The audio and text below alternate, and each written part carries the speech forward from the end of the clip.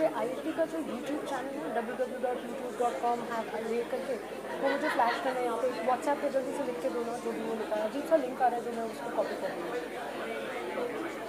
हाँ जैसे कैसे लिखते हो www.youtube.com/IIT या कुछ ऐसे करते हो ना QR कोड भी दे दो प्लीज़ दोनों को मैं उमा रानी को भेजना I know just wants to see it पूरा ऑफिस जल्दी भेजना है okay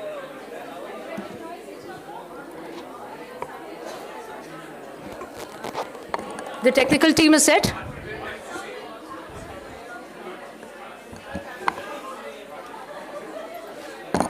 I request all of you to please take your seats. All of you are requested to please take your seats.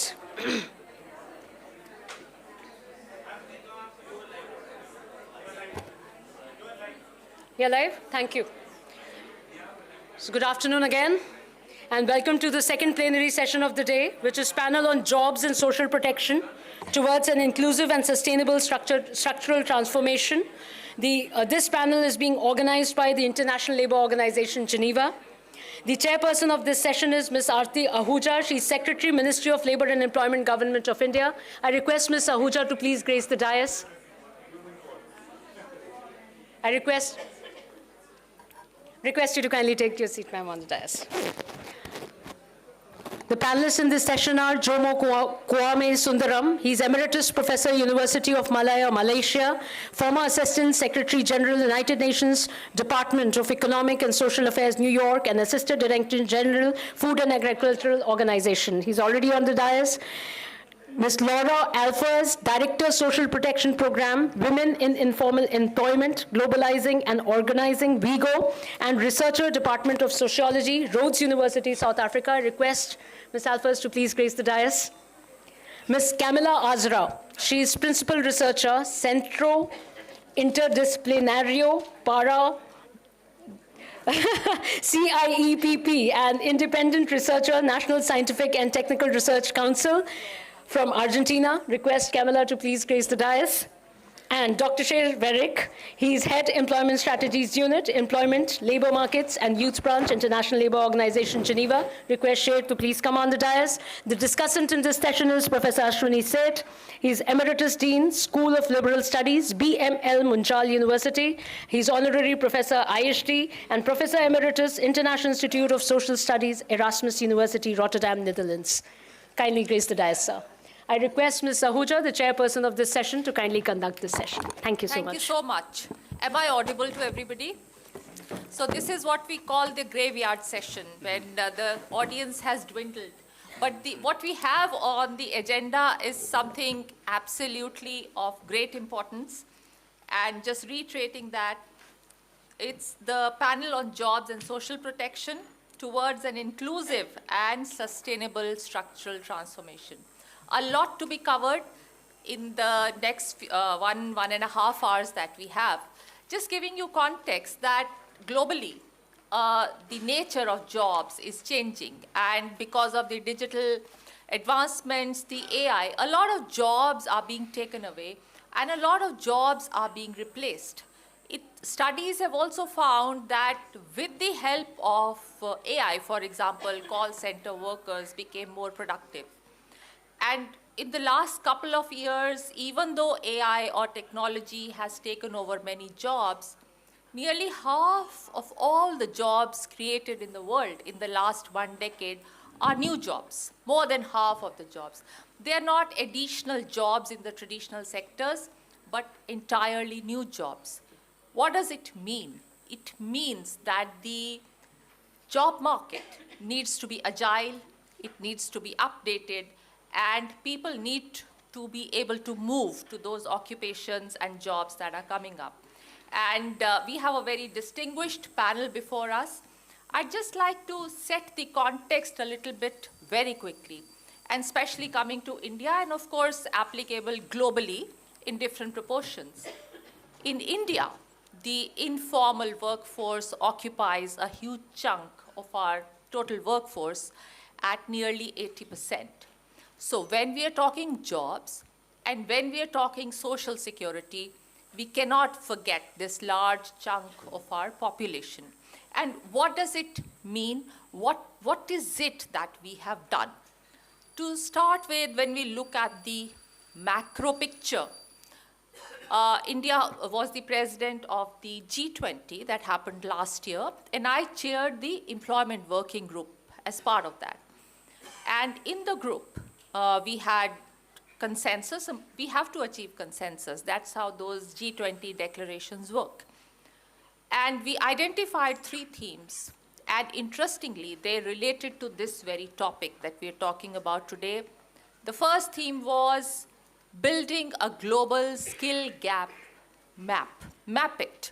Find out where in the world, what skills are happening, what jobs are opening up, what are the gaps in skills, what are those occupations that need to be filled through those skills. And that is something that ILO and OECD are doing and have been tasked with by the G20 group. The second thing was, when we are talking automation and digitization, we also need to remember that the gig and platform work is something we hadn't heard of before COVID, and that's something that gig and platform economy has grown exponentially in the last couple of years. So the second thing we discussed on was social security for gig and platform workers. Forget about the legal definition. Even without that, we need to provide social security. The third aspect was financing social security. And we must remember that with aging populations and contributory schemes or budget financing, there is a limit to what the payouts can be when the pay-ins are dwindling. So that was another theme that we discussed on and achieved consensus on. So this is what the G20 thought was on this topic. Coming to India, as I mentioned, nearly 80% of our workforce is in the informal sector. We have a huge database of nearly 300 million across 400 occupations, which we call the eShram database, where we can and we have done the mapping and we know how many are covered under which social security benefit.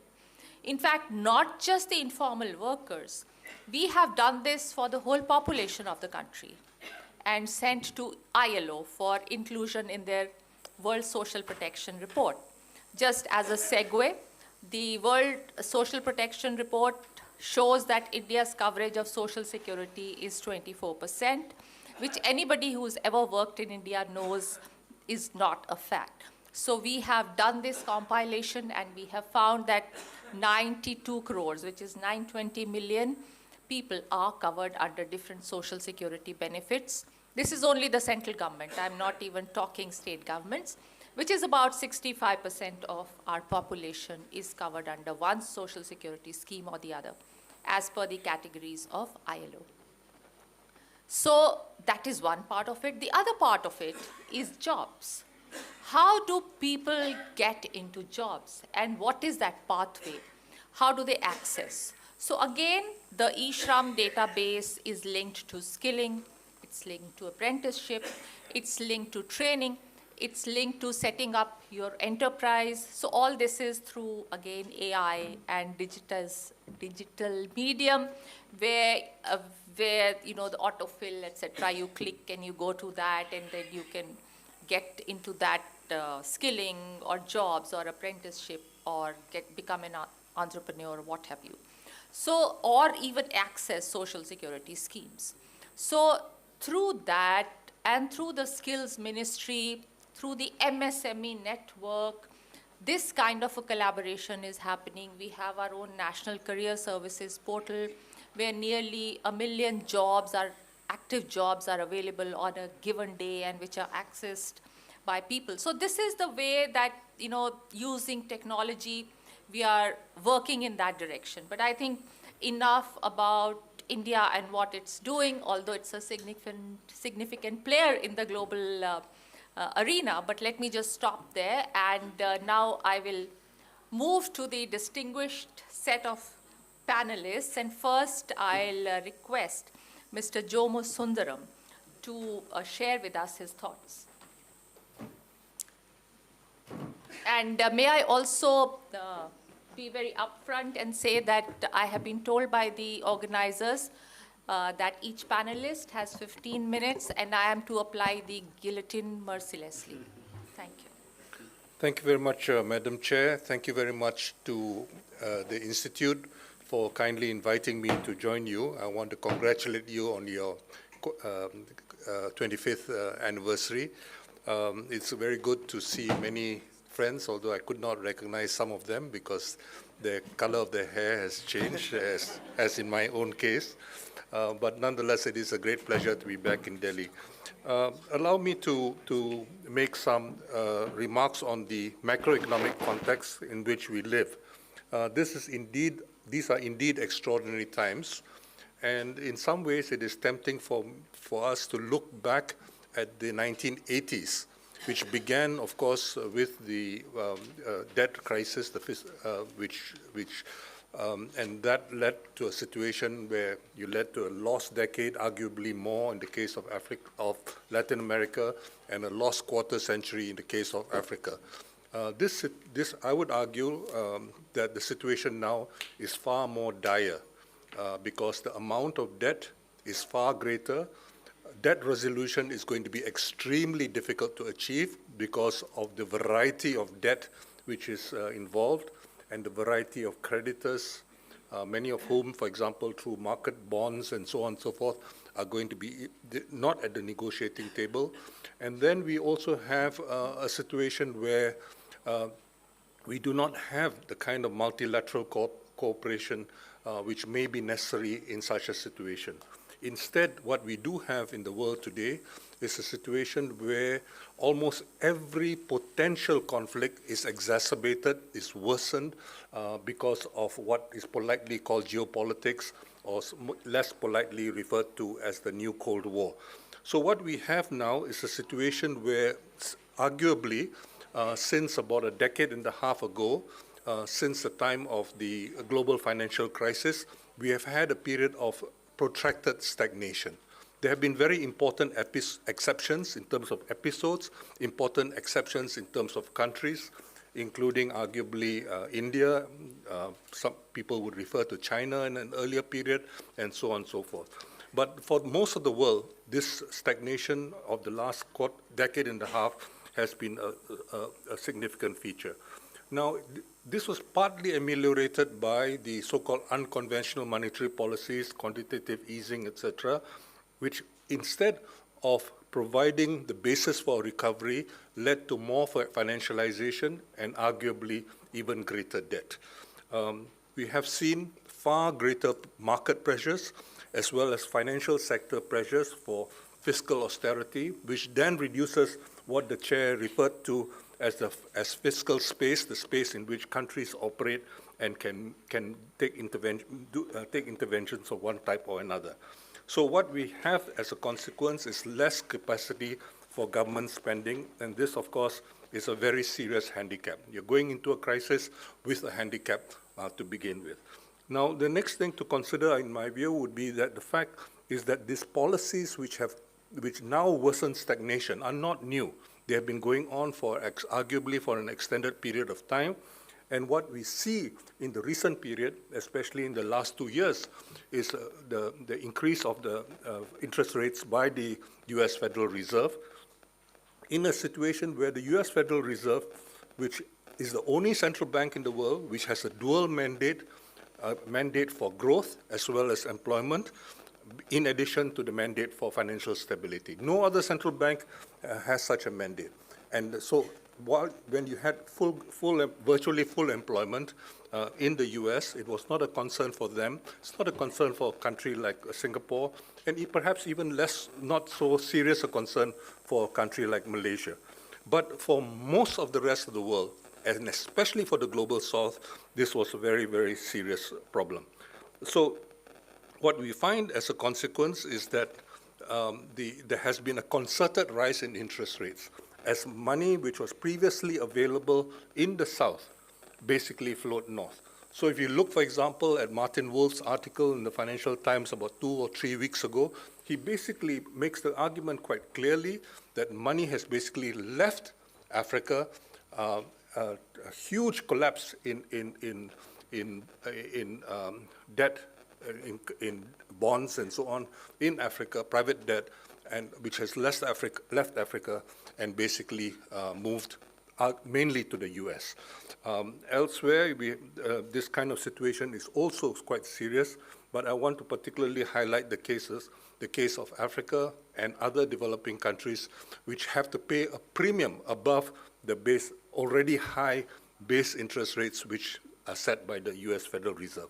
So you've had an argument explicitly made by the European Central Bank, Madame Lagarde, saying that despite the recent announcement by Mr. Powell to raise, to begin to lower interest rates, Madame Lagarde insists that that interest rates will remain high in Europe, and this, of course, has important consequences for the rest of us in the world.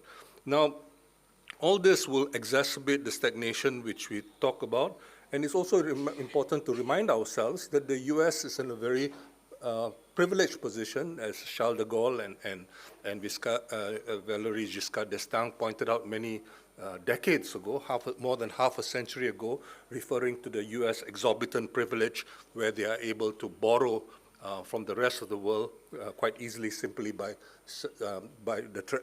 buying out debt from the US Treasury. Now, what all this basically means is that for the rest of the world, there is less monetary space and also less fiscal space. I want to point out something which happened. Very few people notice this, but which is very exceptional.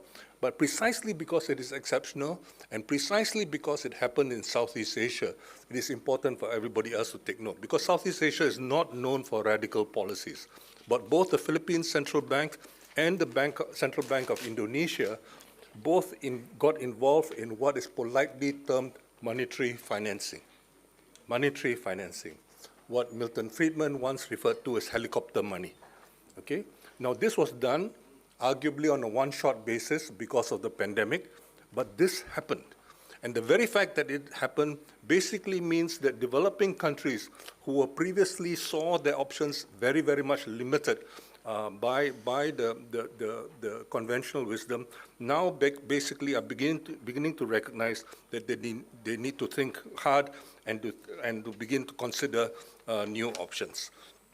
Now, one thing to emphasize is the inappropriateness of the monetary policy response of the US Fed. Consider what has been responsible for the recent increases in prices, inflation in the world. First, you have a very important, the factors which I mentioned earlier, and then you have, beginning from about a decade ago, the beginning of a new Cold War. When Barack Obama talks about his pivot to Asia and so on and so forth, that is the beginning of the new Cold War. The isolation, the surrounding China and so on and so forth. And then you have the pandemic, another major source of supply-side disruptions. And then you have a third element, arguably an extension of the first element, in the last 2 years, sanctions. So you have the weaponization of economic policy in ways which had never previously been engaged in by much of the world. So you have a situation where it is considered quite legitimate to engage in using economic policy weapons to deal with your Cold War enemies, and at a level which is far greater than anything we saw during the first Cold War. And this, I think, is very important because it doesn't portend well for all of us. Now, having said that, I think it is important to recognize also that we have other forms of economic warfare going on in the world. You have, of course, market access has been reduced ever since the establishment of the World Trade Organization in the mid-1990s. Very little increase in market access in most parts of the world, and arguably, since the global financial crisis, a reversal of the previous opening up or a previous kind of trade liberalization. There have been other things as well. Sanctions are, of course, all well known, but there have been other measures which have been taken on an ad hoc basis, which we often do not see necessarily as part of a larger trend. Second thing, investments, foreign direct investments. We saw during Mr. Trump's previous presidency the beginnings of what we call reshoring, an attempt to bring back manufacturing capacity back into the US. It didn't work. And then you had an attempt of friendshoring. Okay, we're not going to bring back to the US, let's get it all out of China and let's move to other countries and so on and so forth. This is, again, another trend. Yet another trend, of course, has been what has been happening in the financial field. Previously, the unwritten rule was that you do not violate property rights. You know, property rights were considered almost sacred. But now you have confiscation, disruption, no more denial of what is called SWIFT, financial arrangements, financial transactions, and so on and so forth, which fundamentally basically extends the realm of economic warfare to finance. And of course, we know what has been happening for less than a decade now, technology warfare. Huawei began with Huawei. Everybody began to be aware of it with Huawei, but a whole series of other developments since then have only confirmed this trend. So we have a very serious problem, and then we have this kind of anti-inflationary focus, which is basically misdirected. If you have a supply-side disruption, how do you address it? You address it on the supply side. You don't go and address it on the demand side by raising interest rates, which is precisely what has happened right now. So we have a situation which conspires, okay? We have a perfect storm, so to speak, which conspires towards exacerbating the stagnationary, the contractionary tendencies which we have in the world today. So what all this basically means, I think, is a very, very serious situation where you have a serious supply-side disruptions, cost-push inflation without appropriate responses. Now, inflation has actually not, prices have not really been rising since the middle of 2023. The middle of 2022. Okay. Yet we see that interest rates have continued to remain high, mainly because of the pursuit of a mythical 2% inflation target. This 2% inflation target, if you all knew where it came from, it's worthwhile to be reminded.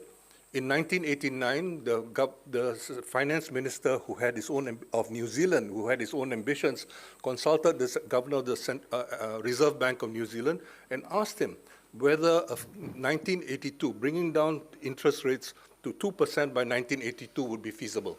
Governor said yes, and 2 by 92 became the slogan. And Mr. Powell repeats 2% target as if it is something sacred, as if it is something to be found in some kind of a sacred document. Now, let me quickly move on to emphasize that all these problems are going to be much worse now because you have a trend which has been taking place over the last 3 decades or so towards much more independent central banks. And in some countries, you also have so-called independent fiscal boards, and that further reduces the kind of monetary space as well as fiscal space. So all this basically means less demand in the world because of rising interest rates and so on. Less demand will mean less jobs. Less jobs will mean lower wages, and lower wages also basically reduces incomes more generally.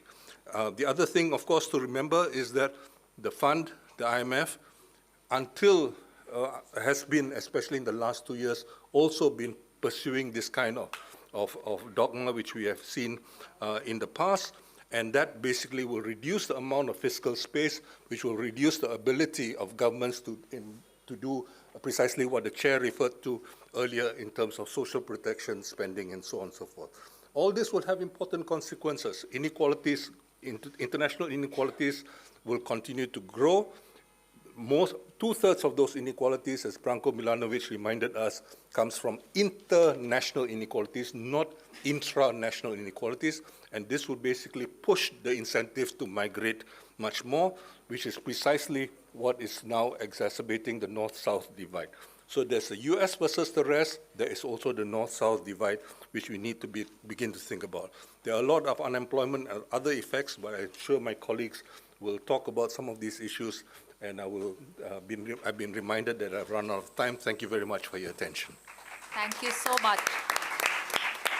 Thank you. That was absolutely wonderful, and you explained the whole global context. And let me just pitch in at this point and remind our audience that now all the new free trade agreements or the regional agreements that are being signed, the laws that are being passed, strongly incorporate labor rights and social protection in the global value chains.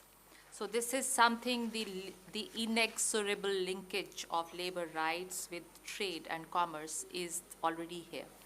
And on that note, let me now invite our next panelist, Ms. Laura Alfers, to share with us her thoughts.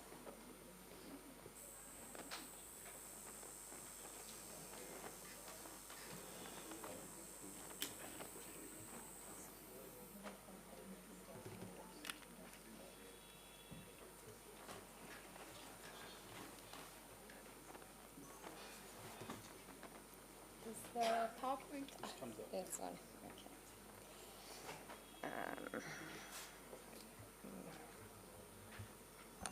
Okay. Thank you, Madam Chair. So I'm going to intervene on the issue of social protection, but also seeing this focus on social protection really as a story that reflects a wider story for the global economy and linking it very much to the informal economy. So I'm going to start by speaking a little bit about the informal economy, a little bit about social protection, and then trying to respond in a way to the quite dire situation that Jomo has outlined for us, and thinking, is there anything that we can hope for and anything we can think about to improve the situation? First of all, I just want to make the point that social protection is intrinsically linked to the issue of structural economic change. Historically, in Western countries, it has led, having social protection in place has led to increases in productivity, in aggregate demand, and in standards of living. So social protection is not just a social issue, it's also a critical economic issue and an issue that is intrinsically linked to structural change. Yet we also know from the ILO's data that over 60% of the world's workers, 2 billion, informal workers don't have access to labor and social protections through work. And almost half of those workers, 44%, are in self-employment. And we'll come back to why that is important. So obviously this runs contrary to modernist models of economic development, which sort of run under the assumption that as you get economic development, people move out of agriculture, they go to the cities, they get wage jobs. Workers organize, they forge collective agreements with employers. It's in the interest of employers to forge collective agreements because it sort of decreases transaction costs, and then these collective agreements get formalized into labor law eventually. This isn't how things have worked out in much of the global south. Urbanization has certainly happened or is happening, but the jobs have remained informal with high self-employment. And current processes in the global economy creating different types of jobs, you know, the technological change that we're seeing, and also outsourcing and subcontracting through manufacturing haven't created formal jobs either necessarily. And as the economist James Hines points out, you know, the part of that is because there is less incentive for employers to have to decrease transaction costs. They can actually contract with individual workers more easily. So ultimately, what we have is this issue of how the distribution of risks and costs across labor and capital are being distributed, and an increasing inequality in what we see.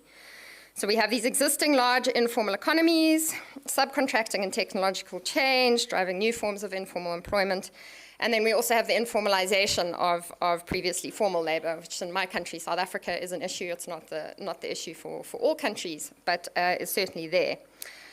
So we're not necessarily seeing this decrease in informal work. And ultimately, what that means is that the distribution of risks and costs in the economy shifts more and more to individual workers and away from employers or capital, right? So a self-employed worker who gets sick pays the costs for that. There's no employer to cover anything, any part of that sick leave. Maybe there's a public service, hopefully, that allows for free healthcare. but those costs are sitting on the worker herself. And having that lack of social protection is also what ultimately contributes to the undermining of structural transformation. So how is all of this playing out in the world of social protection? And I think it's also important just to talk about what we're seeing in the sort of global social protection debates. Some key policy papers came out in 2019. The World Bank put out its white paper on social protection, which is a sort of policy guide. And it came out with the statement that social insurance is increasingly irrelevant. Now, social insurance is a form of labor regulation. It is social protection as a form of labor regulation. And the paper also stated that because of that, it drives up informality, creates a tax wedge. It's more expensive for workers, for employers to create formal employment, so it incentivizes informality, it incentivizes unemployment. The answer to this is to replace with a safety net for the very poor, a basic state-funded insurance, not funded by any kind of employer contribution or contribution from capital, plus voluntary savings accounts. What we see in reality, though, is that middle part, the basic state-funded insurance, often falls away. And we see the prescription being basic safety net plus long-term savings account for informal workers. And from the African region in particular, just off the top of my head, can think of the Ejo Heza scheme in Rwanda, Nigeria's micro-pension scheme, the Haba Haba scheme in Kenya. All of these are schemes which purport to be social protection schemes for informal workers, but are effectively individualizing protection onto a worker's savings, what they can save. And we ran a study on one of these schemes in Ghana just to see, what an informal worker, self-employed informal worker would be saving over the course of 20 years or so, taking inflation into account. And I think we got to about $2,000. So this is what is now being called social protection. And again, we see this process of downloading the risks and costs onto the individual workers themselves. So I think it's important that we are aware of that. We also have to be aware, though, that we're in a context where there is a lot of self-employment. We can't deny it. We can't say, oh, well, we're just going to create all of this waged employment. We actually also have to be realistic. And if we're not realistic, then these modes of thinking are actually allowed to become, well, at least they're being pragmatic. So we do have to start thinking out of the box, and perhaps this is a moment for that. So we at WeGo have been running a project with the International Labour Organization and with the Southern Center for Inequality Studies, trying to think a little bit more about what might the alternatives be. If we say that, yes, there are these self-employed workers, and we hope that things may change, but they are probably going to be around for a while, what are the ways we can think about extending social protection and creating fiscal space for social protection? The first one is around increasing social contributions, the contributions from employers and workers that traditionally have made up social insurance schemes. And some of the research we did with the ILO in particular was to see whether the claim that social insurance is becoming increasingly irrelevant actually holds up. What we found was that actually social contributions still make up almost 20% of social protection financing globally, and obviously higher in Europe and Central Asia. But even in Africa, almost 10% of the financing is from social contributions, which is a significant amount. And interestingly, when we looked at the Social Security contributions as a percentage of total revenues, actually it's slightly increasing as time goes by in most regions of the world. So this idea that actually it's all falling away and there's nothing we can do with social insurance, we just can't get employer contributions anymore, isn't necessarily held up by the data. On the other claim about social insurance, that it creates unemployment and it creates informality, creates this tax wedge, research from about the 30 countries that we managed to get data on didn't show a clear pattern at all. So you'll see from this graph there's no pattern here, and that's because there just wasn't a correlation between levels of social security contributions and what was happening in the labor market. Europe had the highest level of social security contributions and the lowest level of informality. So to say that high social security contributions automatically equals high levels of informality is not held up by the data. So the implications of that are that we should be seeing social contributions as an important mechanism for social protection financing. And where we have workers who are in waged employment, because we know that there are informal workers who are in waged employment as well, domestic workers, for example, we have informal waged workers working for formal firms. We should be pushing to formalize those relationships. It's not necessarily that we're going to be creating unemployment or greater informality. And I think that's an important point to make clear. A second option, again, is around social contributions. And this is, we speak particularly to, I see my slide has gone a bit funny, apologies for that. Particularly to workers who genuinely are self-employed, the street traders, the waste pickers, for example.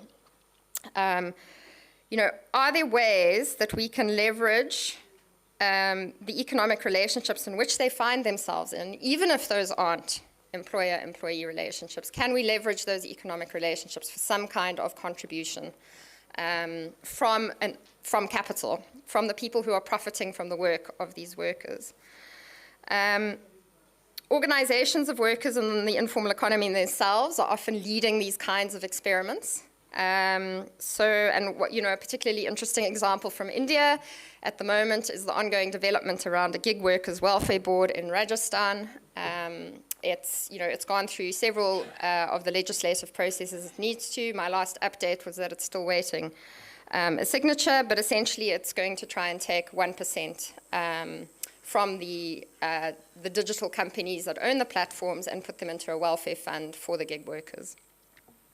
In Argentina, we have very interesting movement of waste recyclers, informal waste recyclers, who are using environmental legislation to create the economic link between themselves and large manufacturers who produce the waste that they are recycling, to argue for contributions to both their work and social protection benefits. So again, I think out-of-the-box thinking, but also interesting ways to leverage contributions from capital and even out that relationship. We also have the options of ring-fenced taxes. So, one of the things is, well, why don't we just tax the corporates more? And that does sound easy, but it's not always that easy. The OECD data shows a fall of between 4% and 10% in corporate tax rates. And governments are not keen on raising corporate taxes as a disincentive, calling it a disincentive to investment. So there is a battle there. It's not just a simple, let's just raise corporate interests, corporate taxes. Are there other ways we can raise taxes in a ring-fence taxes? And one of the areas that has emerged is financial transactions, and particularly on digital financial transactions. So there are some benefits here, easy to implement and monitor because it sort of uses formal infrastructures, covers a wide share of the population, and is relatively progressive in that they can channel from the formal economy to the wider economy. It depends on the design and context in which this is happening, though. We know from a recent experiment with taxes on digital financial transactions in Ghana that these need to be very carefully designed. In the end, that tax on digital transactions ended up being quite regressive for many poorer informal workers as well. But it is an option to consider. And we have some examples here. Bank transaction tax, which occurred in Brazil, placed on bank accounts by financial institutions. It worked well because the tax remained relatively low. It was well targeted, implemented during time of stability, not crisis, and in the context of a strong banking sector. So I think that there are conditions under which that worked. It did end, but at the same time managed to establish a sizable fund to finance social policy. And then in Africa, again, the digital financial taxes are starting to pop up all over the place. So many, many countries. As I said, Ghana's e-levy, which was a 1.75% levy on digital transactions, was one example. Still a lot of problems there, though. And at the same time, it didn't raise much. It raised 10% of what the government was looking to raise. But the government was trying to avoid an IMF loan at the same time through raising this money. Other tax ideas include taxes on global financial markets. I think we also have an idea of a global social protection fund, which would take money from global north countries as part of their development commitments and use that to help fund social protection in some of the poorest countries of the world. Robot taxes is another one as AI comes in, and I think that it's only in South Korea that we have seen any move to that, and probably only in global north countries where there is a significant shift in the way labor is happening. But those are all possibilities that have been put on the table. And finally, sovereign wealth funds. This sovereign wealth funds, one of the most significant financial developments that have happened over the past decade. Funds that are owned by government, often governments where there's been a commodity boom, or if they own oil, taking that money, investing it in assets, bonds, and stocks offshore, and then using that money for national purposes. So some of the most famous are Norway and Singapore, using that to finance health systems, but countries like Botswana also have a sovereign wealth fund, using the sales of diamonds for their sovereign wealth fund. So it's not only rich countries which this can work, although governance and sort of social trust is very important here. So those are some of the options. I just wanted to end, I think, by saying it is a bleak time. And for many of the informal workers who WeGo works with, it is an incredibly bleak time as the costs of living rise, as things get more expensive, as economies just feel like they're collapsing around us. But it is an opportunity to think creatively for a world that is both fair and just. And what I mean by fair and just is this unevenness between who's bearing the risks and costs of economic activity. Needs to be better balanced. But I think it's also an opportunity for us to understand and really think about the reality of how work happens in the global south, and build that into the way our systems and protections are designed. Thank you. Thank you so much. That really set the context, and especially when we consider that we have the global fiscal situation, we have the geopolitics, for want of a better term. We have that, and simultaneously the responsibility for social security is shifting from capital to labor. How do we even start thinking about it? And various options have been thrown for us to ponder over and think about. And on that note, let me now call Ms. Camila Arza to share with us her viewpoint.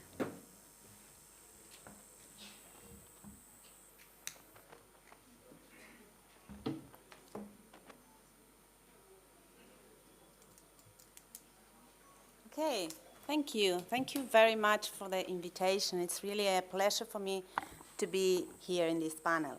I will move to the Latin American region and will focus my presentation on the achievements and the limits of Latin America to expand social protection for workers in precarious jobs and informal jobs, and to promote women's economic autonomy over the past 25 years. This is a story of achievement and limitations, and this, I think, will hopefully bring us to the challenges for public policies ahead in Latin America and also in the Global South more broadly.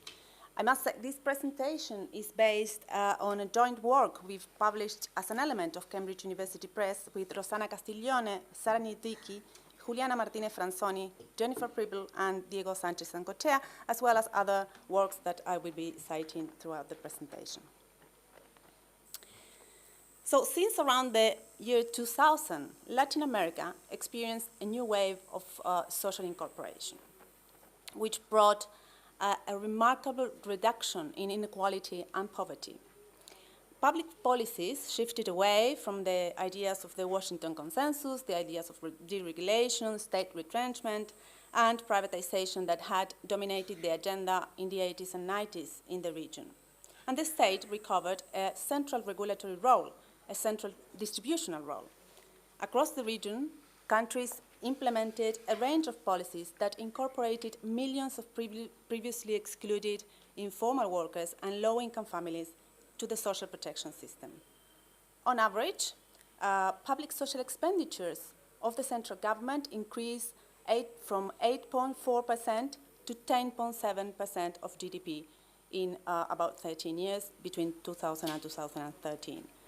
Social security policies during this period also paid more attention to various forms of unprotected work, including informal workers, also self-employed workers, domestic workers, by creating new non-contributory programs for them, and also in some countries by introducing new labor regulations, for instance, for vulnerable occupations like domestic workers.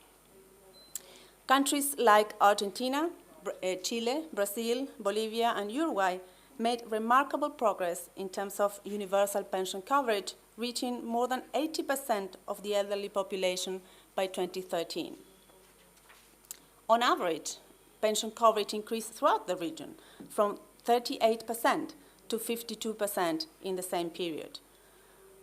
Also, cash transfer programs extended thoroughly in the region to cover, on average, 1 every 4 people in 2019. These cash transfers became the gateway to the social protection system for millions of poor families. Some countries also reduced barriers of access to various kinds of social protection, social assistance programs, implemented broader targeting mechanisms, and allocated benefits in a more transparent way, also increasing budgets to reduce waiting lists, so all of these further improving access to social assistance. So how was this possible? In the book I cited at the beginning, which is titled The Political Economy of Social Policy Expansion in Latin America, we explore the main political economy factors that have both promoted and shaped expansion, including the consolidation of democracies, electoral competition, the rise of progressive governments in Latin America, and good economic and fiscal conditions. By year 2000, most countries in the region had more than a decade of sustained democracy, following the wave of democratization in the 80s. This long-term democracy created the political space for pro-welfare social organizations and progressive parties to organize and mobilize, and to generate pressure from below for more and better social policies.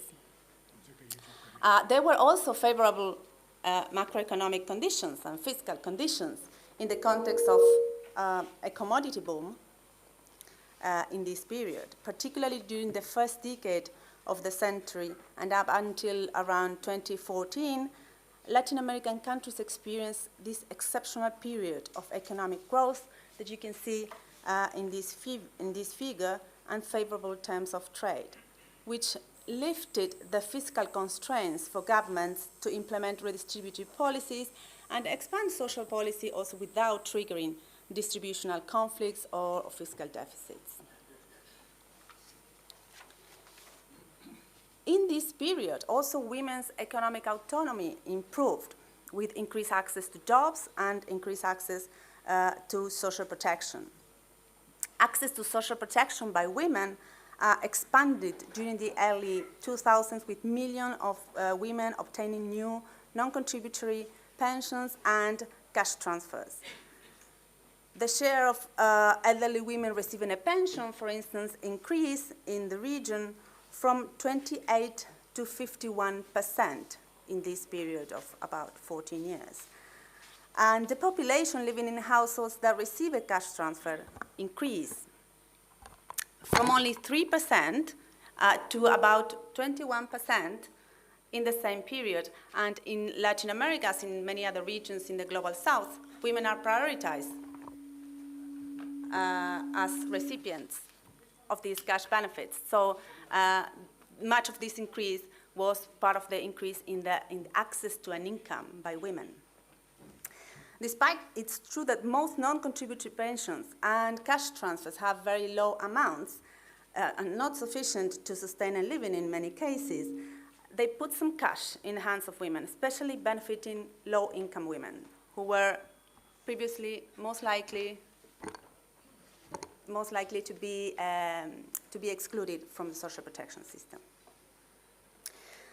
The labor force participation of women also increased during the period, and actually had started to increase very rapidly in the 80s and 90s, in this case fueled by structural conditions such as fertility drops and higher levels of education among women.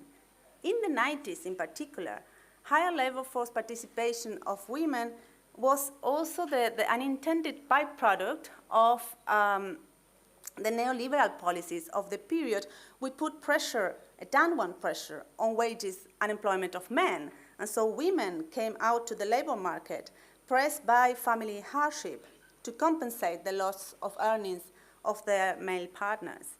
This was the case particularly of women at the lower end of the income distribution.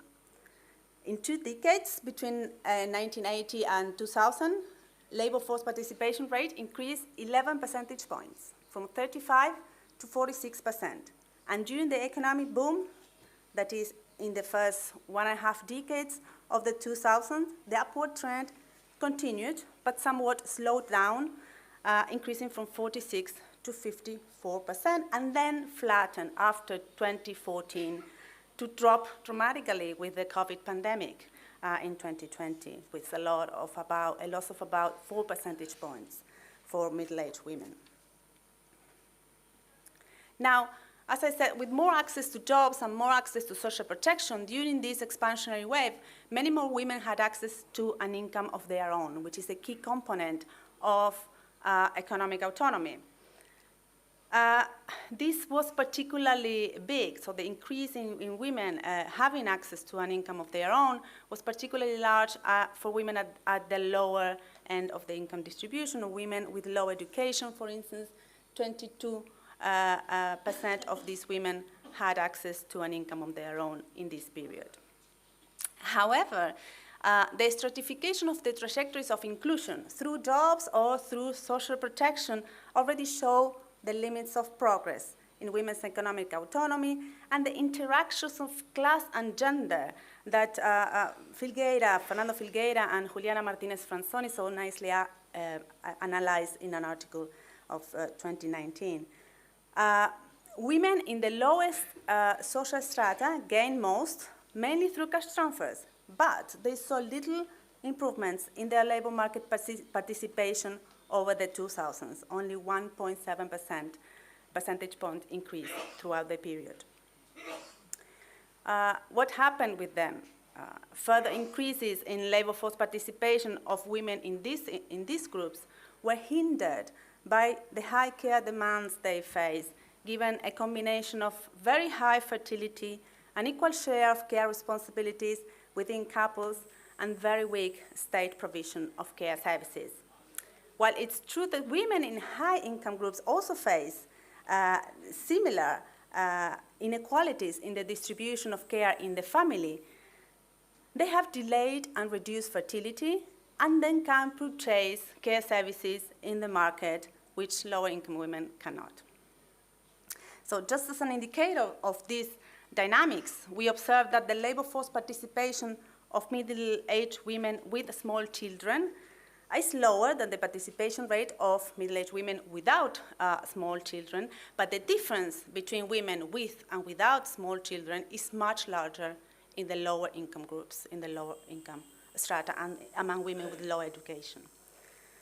So these bottlenecks in labor force participation of women were not overcome during the social policy expansionary phase of the beginning of the century. Despite significant progress, particularly in some countries, in terms of placing care in the agenda, placing gender in the agenda, and developing care services in some particular countries, the outcomes remain far from meeting the needs. The changing scenario in Latin America since around 2014, with economic slowdown and the end of the social policy expansionary wave, does not look very promising for policies in this area. So this is where we are now.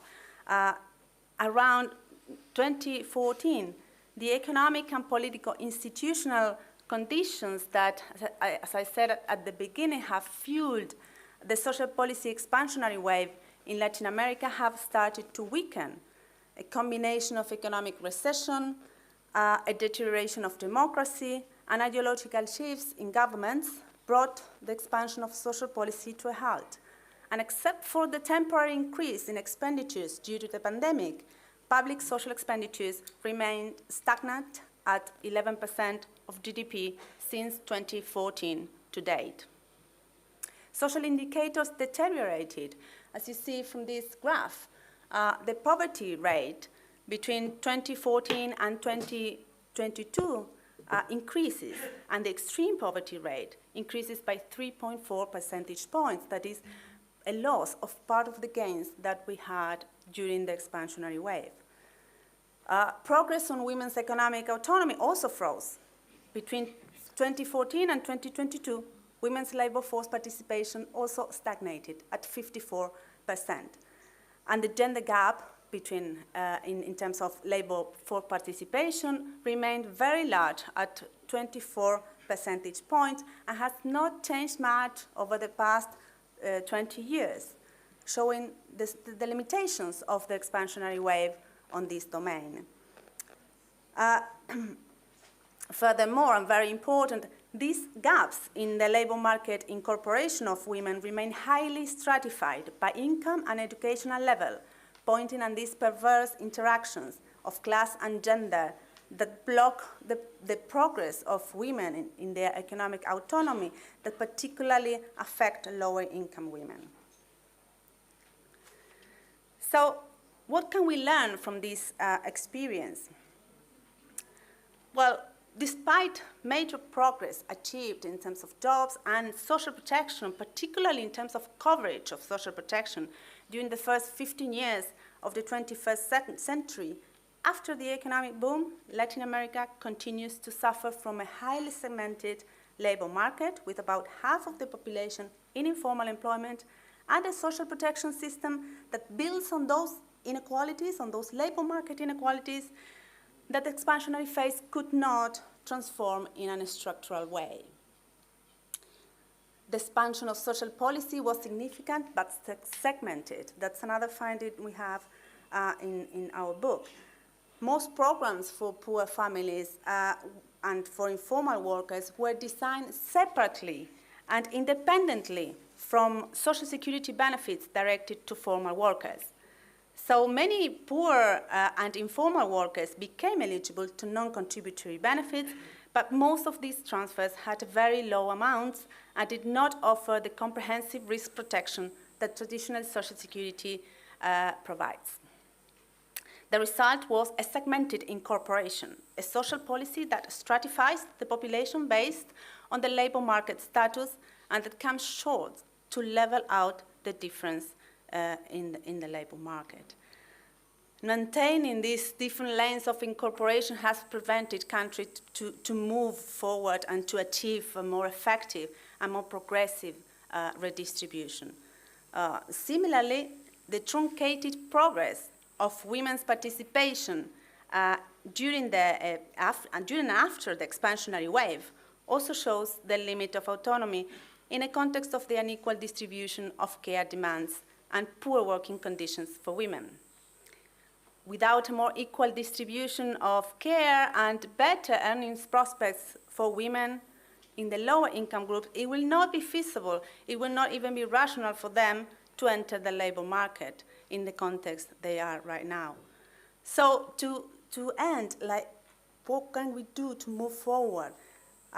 Moving forward to a more comprehensive, universal, and system that can overcome the current reproduction of inequalities seems like an unlikely task in the complex political and economic context that several countries in the region are facing right now.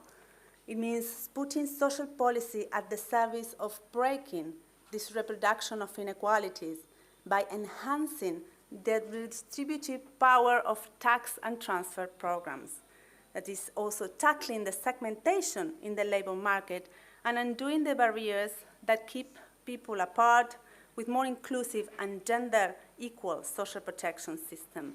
A timid or minimalist approach will not do the job, because the inequalities that the region is facing and that remain after this opportunity of the expansionary period are very large and reproduce generation after generation. Thank you. Thank you. And two very interesting insights that we have got, that women's agency through social protection. So I was not on the mic. So women's agency through social protection and political economy are a virtuous cycle. They reinforce each other. However, the most vulnerable still may remain out of the net and may not be able to influence the political economy like we think should be happening. So on that note, let me now invite our next speaker, Mr. Sher Verik, to share his thoughts with us. Well, thank you very much, Secretary. And let me also take this opportunity to congratulate IHD. It's been a real pleasure to have engaged with IHD and many of you in this room for more than 12 years now, so almost half of the history of IHD. So I'm really happy to be here for this event. I can see a lot of tired faces in the audience. I know it's been a long day. It's also very warm in here, which I think makes it harder. So in my presentation, I'm going to swing back a bit and cover some of the issues that Jomo raised, but also from Camilla and Laura, and raise some questions about looking at this in a framework and how do we respond. So I'm going to be looking at three areas. Firstly, a bit on the economic labour market trends. So again, Jomo has said something on this. I would just focus a bit on the labour market side. Secondly, on some of the policy responses we've seen.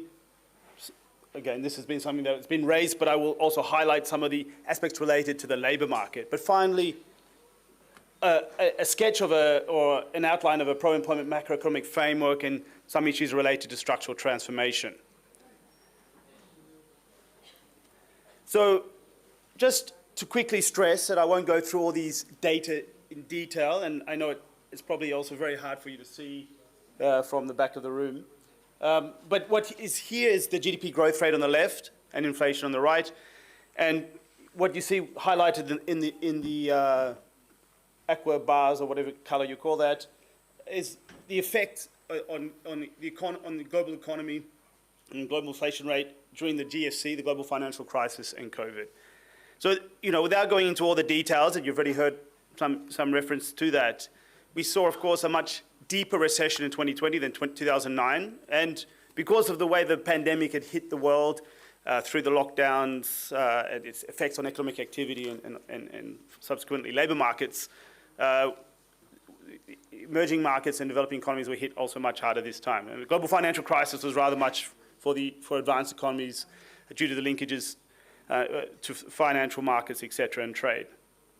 But as has already been noted, and we all have been living that, inflation has also behaved very differently this time around.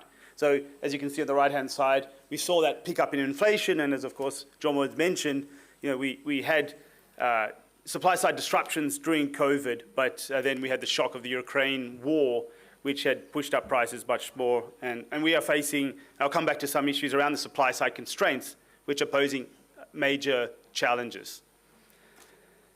So in terms of the labour market, what we've seen over this period, and if in line with also what we saw in the GDP figures, labour markets were hit much harder during COVID, but also for both advanced and developing countries. So if you saw in the global financial crisis, it was really the effect on employment in terms of the decline in employment was largely in advanced economies, while during COVID-19 in the 2020, we've seen across the board declines in employment. But let me also show a graph on the right for the youth unemployment rate, because this is also linked to macroeconomic policy, and this is a really important point in my presentation, in terms of how the responses have varied between the two crises. So if you look at there's a red line at the top, that's the youth unemployment rate for high-income countries, and you'll see that it had risen sharply during the global financial crisis, remained high And this, is, of course, was a period of fiscal austerity in a number of advanced economies, which kept youth unemployment rates much higher. But it's been on a downward trajectory, and despite there was this increase during COVID, it continued to decline post-COVID in most advanced economies. You see, in fact, some record levels of youth unemployment, low levels of youth unemployment in a number of advanced economies at the moment. But at the same time, you've seen no real effect during global financial crisis on the youth unemployment rates in other countries, but much more so over recent years and also in light of the COVID-19 pandemic. So I haven't got other graphs to show, but there are ones that could give you even a broader picture on labour underutilisation during the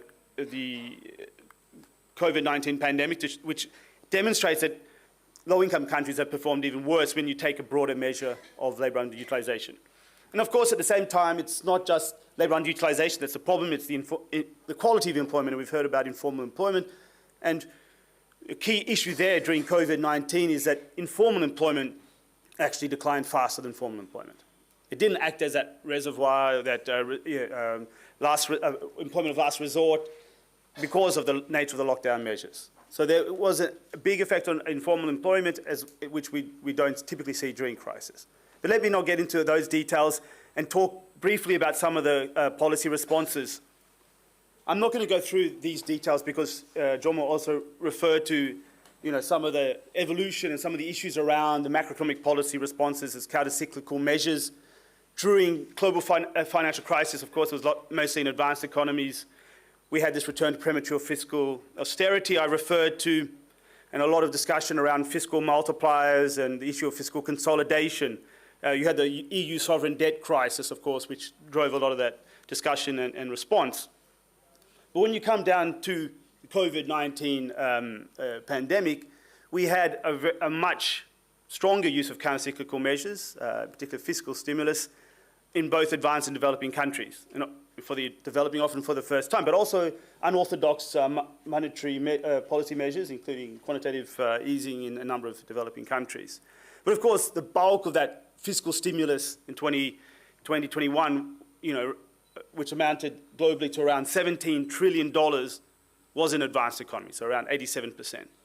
And one issue there that I want to highlight quickly is the role of the use of the stimulus to really protect jobs. And this came through both job retention schemes and also social protection, of course. And a lot of it has been said by the ILO and others on the use of social protection during the crisis. So just in terms of the differences in the use of fiscal stimulus during the COVID-19 crisis, this figure uses data from the IMF's Fiscal Monitor, and it shows the additional spending and foregone reserve as a percentage of the 2020 GDP. The more red it is the color, the lower the level, but this is still positive, so below 2.5%. And leading up to figures above 10% in advanced economies. Now, of course, and as we were discussing in the thematic session with Dr. Rizwanul Islam, there are real issues also, of course, in terms of how these stimulus packages were actually implemented, how they targeted the poor or not. And a lot of these amounts that are announced did not actually get implemented. It's hard to go through and see all those figures that were announced during the crisis as part of fiscal stimulus and to see what was actually implemented. So there are major differences there, but of course, many developing countries for the first time were using some of the stimulus as a countercyclical measure. But let me then speak quickly about the job retention schemes, which represented a big chunk of fiscal stimulus. In the UK, they spent around £70 billion on keeping people in jobs. And so a whole bunch of advanced economies were using schemes. Many were pre-existing, others were new, and that reached 50 million people by May 2020. And you can see in advanced, well, you cannot see how something's happened to, in transferring to this computer, so cell range actually should be advanced economies. But you can see, hopefully, or you'll believe me, that there was an actual positive relationship between youth employment and the use of these job retention schemes. In other words, countries that had provided job retention or kept people in a higher percentage of jobs also managed to keep that decline in youth employment to a lower level. We've looked at this in a number of other aspects in a paper that we did almost 2 years ago. But also a number of middle-income countries have used these programs as well.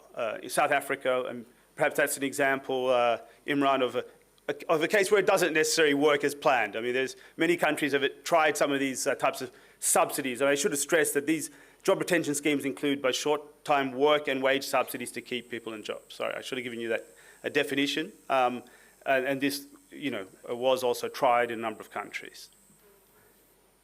But let me just quickly move on to the post-COVID situation. And of course, we've heard already about the high inflation. We all know about that, the higher costs of borrowing, the diminished fiscal space. It means it's much harder to invest in jobs, social protection, climate change transitions in developing countries. And a big issue, of course, is the debt distress or high risk of debt distress in around 60% of low-income developing countries. And an analysis we did last year looked at this jobs gap rate, which is a broader measure of labour underutilisation, which, as you can see, hopefully in this figure on the right, that you've had actually a jobs gap rate in these debt-distressed developing countries was much higher than others. And this is even more so for the case of women. So the fact is you have these debt-distressed countries, but they have actually the bigger problems, and at the end of the day, they have smaller fiscal space to deal with it. So, and I only have 5 minutes, and I'm not going to go into all the details about some work that's been done over the last couple of years by a number of authors and partners. Firstly, Abu Bakr and Mitchell from the University of the West of England, looking at demand-side policies in the presence of supply-side constraints. Given the time, I won't be able to go into that in terms of sort of a schematic way of looking at some of those constraints, and those, of course, who are familiar with structural macroeconomics, etc., will be familiar with these arguments. I mean, the bottom line is we cannot just look at how to respond to aggregate demand deficits and tempering business cycles because of the other issues in the nature of the economies and labour markets in developing countries, but in particular because there are constraints to the objective of boosting aggregate demand. I mean, you cannot boost aggregate demand without exacerbating macroeconomic balances unless you have addressed those type of constraints on the supply side. We are, in terms of the disruptions we talked about, but also the financial ones, the geopolitical ones that we see now, also climate. And this, calls for an interplay between macroeconomic demand and supply side factors in both the short run and long run. I don't have time to go through all the different elements of a framework that builds on this that we have done in Africa with the Institute of Economic Justice. And this looks at how we can address macroeconomic, sectoral, and labour market policies within a coherent framework. And the key issue I want to put out there for discussion is, and this framework that has been developed and has gone now, went to the African Union, the relevant ministerial committees of the African Union, the Southern African Development Communities meetings, and this has gained some traction in the African context. This is why I'm also presenting it. Because it's not necessarily a radical framework. It's looking at measures at the macro level, the sectoral level, the labour level that affect both the demand and supply. It's looking at a range of issues that lead to the creation of decent and productive employment while maintaining or addressing those imbalances that are coming from the supply side as well. So it is a framework that has been developed, proposed, and has gained some traction. As I said, it's not particularly radical, but it's an incremental move to getting ministries of finance on board. Because I think this is the fundamental question. What type of framework can we take to ministries of finance to address these broader sets of issues? So, obviously, social protection, as outlined by Laura, is an example of trying to address some of these entry points in a coherent framework. So social protection, as you said, increases aggregate demand, but it also improves productivity, etc. So that's one example that within such a framework that needs to be looked at coherently.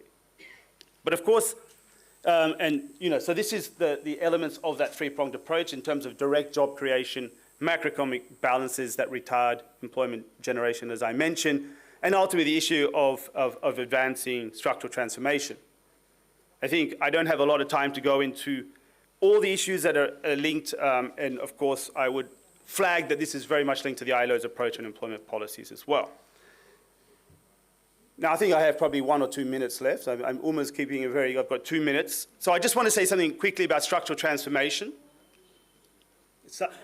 Quite a lot has been said already about the importance of structural transformation. Many of you in this room, of course, fully, this is a key issue that has been discussed in many other events, so I don't need to go into all the details of what is structural transformation.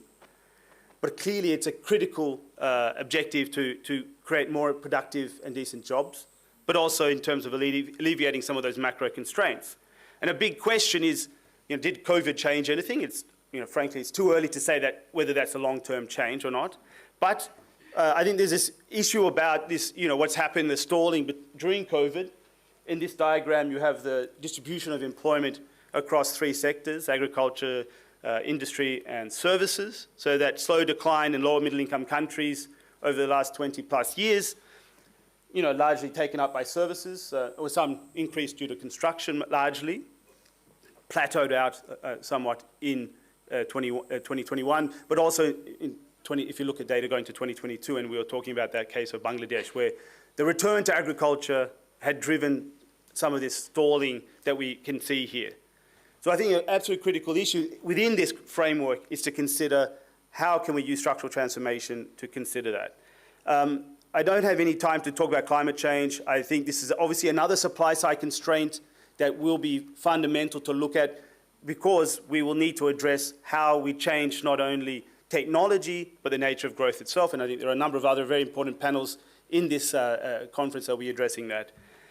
So let me just then conclude, slightly over time, but just let me just say that obviously, we know growth is not enough to guarantee decent and productive employment, but clearly crises can severely damage people's jobs and livelihoods, and policies do matter in order to address those outcomes. But also, if you're looking in the longer term, and I'm putting that out there for discussion as well, how can we develop a more coherent approach linking macroeconomic, sectoral and social protection labour market policies? We have existing constraints on the supply side. We have new constraints, climate change acting as a major constraint and it needs to increasingly become a constraint if we are to reach the goals of the Paris Agreement. But at the end of the day, implementation is a real challenge.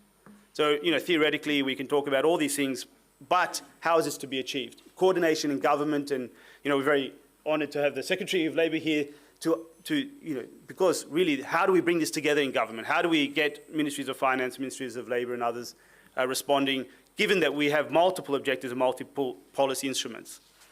We need to revamp diagnostics and dialogue also with our social partners, as the ILO calls it, in terms of the representatives of trade unions and employers. And just final word is that there is an initiative, UN initiative called the Global Accelerator on Jobs and Social Protection for Just Transition. The ILO is leading this, but working closely with the UN system. Just want to flag that because this is an important mechanism and initiative to bring some of these issues together, and encourage you to follow that discussion and development over the coming years. So let me stop there. Thank you for your attention. Thank you. Thank you so much for that. And in fact, the graph you showed, it's very relevant post-COVID, because during COVID, the services sector exploded. This is something I had also referred to, and what you said also. And we are seeing it across countries, the capital moving, because it is sticky in the manufacturing sector, as you mentioned, due to various reasons, moving more and more to the services sector across board, and which is where more jobs are also getting created. So a very good tying up of all the discussions we've had so far. And now it's my pleasure to request Mr. Ashwini Seth, who's the discussant, to wrap up the whole discussion for us.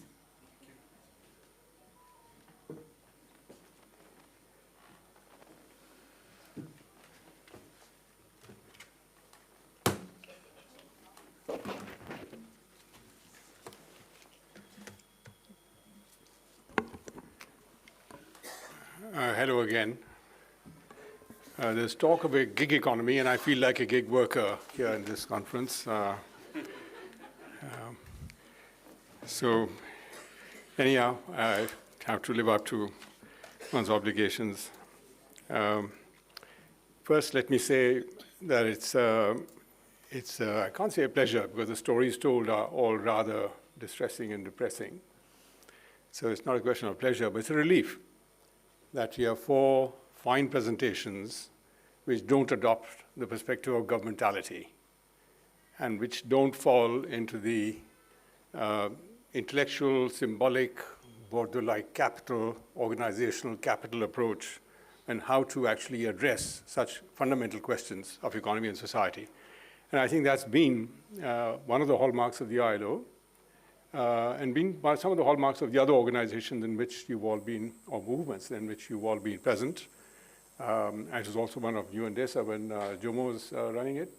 And I'm happy that it's that sort of a perspective, which also means that I don't quite have the same sort of a style of comments to make as I did yesterday. If those of you were here, you might be relieved. So it's very good. Thank you. I mostly accept everything that's being said. That's not, I don't think I have a grouse about, oh, you know, what about this? I think the ground has been covered very well. So these are reflections which actually come up from listening to you and also thinking about the same issues that all of us have been thinking about. I think I see the people here, they are sort of, you know, eminently knowledgeable and qualified in all this. So let me start with a small reflection. Again, it concerns the ILO. I go back to the point where I see here, again, Jerry is here, and many of us who were there in that period, the World Employment Program. Maybe, Sherry, you're too young for that. But you see, the thing which strikes me is that, again, going back to the way that people are discussing about human development, everything was downstream, everything was, you know, what was happening to outcomes, and just that. Whereas the World Employment Program, okay, it was picked on employment, took up the thing of employment, which was at the heart of the agenda. But the person who actually took it into his hands, Louis Emery, said, okay, now what influences the level of employment? They say, yes, derived demand, of course, it's a demand.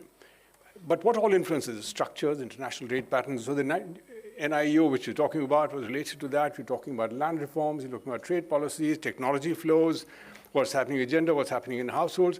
Virtually everything you could think of in some way was related to employment. So it became the window through which development was being looked at in a very progressive manner. And there were no holds barred. If you found that, okay, this case of land reform doesn't work or should work, it was said so. The basic needs approach, the poverty line came up actually from the basic needs line, was a precursor to the poverty line, but it was a very radical approach at that time. So I think that was a relief, and I'm happy to see that the same sort of a spirit actually, in some ways, is carried through in these presentations, which are essentially an ILO presentation. A few things I might just add to the depressing list which you've had.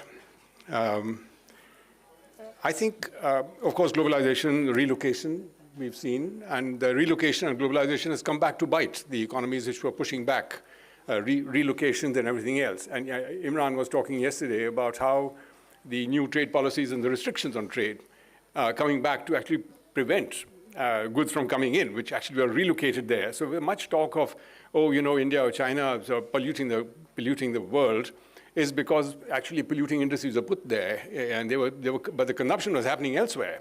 So consumption was going back. So it's a question of whether you look at the consumers or whether you start looking at where the production is. And so that, I think I think this morning, earlier on, Dan Manik was talking about the hypocrisies in the West. And I would say this is one of the hypocrisies, which is very major. Of course, another hypocrisy, I couldn't tell him, there was no time for discussion. In Norway is the announcement today that Norway is allowed undersea mining, which is interesting.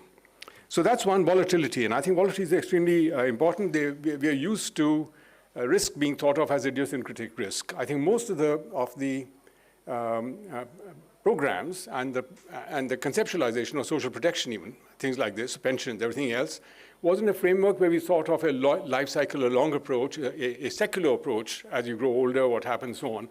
And so social protection was something which happens along the way, and it needs to be covered, but it was something you felt sure idiosyncratic. But that's been fundamentally overtaken by covariant risk. And that's what's happened.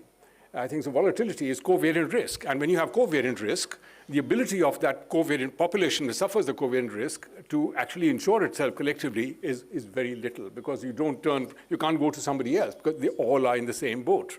So that actually jacks up the scale of the kinds of other redistributions or collaboration that are required well beyond the large populations which are affected. And so everything that's been said earlier about the implications of these crises gets multiplied, because those populations can't really protect themselves. And I think that's very obvious, which is coming up here. That's one issue that I just want to bring up. Of course, many of these things we call natural versus man-made, but almost everything is man-made in this, with the exception of very few exceptions. They are fundamentally man-made. The one thing which everybody's very polite, I am also usually very polite, but I think a man-made, not risk, but reality, which is just infecting the world all around us, is managed wars.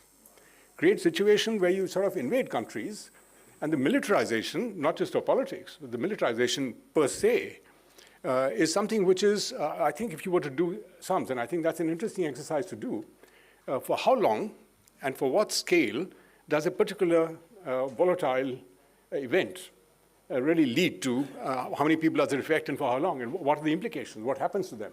So now we know global migrations, we know what's happening, they're shutting the doors, and that's one side. But there is also a question of just decimation of things. And it's not going to be the case of South Korea, which actually people say, arguably, that when all that happened in Korea, North Korea, South Korea actually had the advantage of having a decimation in the war, so they could start again with USA and everything else. It was a Marshall Plan, it could be rebuilt on a much more productive basis. Well, that's not likely to happen.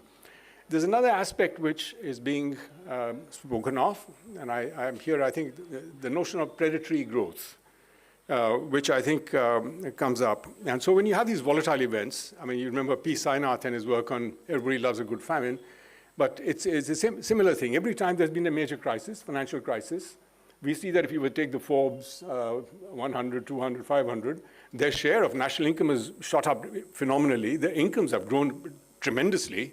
And so everybody loves a good crisis. So that's where and because that's where the crisis is also created from, in some ways, if I may say. So one of the elements which I thought maybe can do with a bit more, I know that we all worked on it, is financialization. That word, I think, needs to come in a bit more explicitly, because it's now the case that the number of dollars or dollar-like financial instruments, which actually are chasing one real GDP dollar, is phenomenal. And so where do they go? How do you actually guarantee some minimal level of profitability for that amount of finance wanting to be invested in a real economy which can't generate growth at that sort of a rate? So it's chasing its tail, trying to generate further profits like a Ponzi scheme from financial instruments. And that's what leads eventually to both to extreme inequality, but then because these people can actually protect themselves in that extreme inequality, when there's a crash, they actually can also benefit further, and the people actually, other people's pockets are picked. So I think there's that side to things which I would add to what Jomo was saying. It takes one back to 1944 and the alternative scheme for Bretton Woods, which was there from John Maynard Keynes, which was utterly and totally overlooked. And one only can think, in a sort of a, what shall I say, looking back, nostalgic way, that had those sorts of policies been implemented and the institutional structure had been different, but the Americans voted it down. They took over that whole process, that you may have had a World Bank and an IMF, which would have been performing a function which is very different, instead of being the moneylender and the moneylender enforcer of debts that we've had. So I think those things I would perhaps add a little bit to this.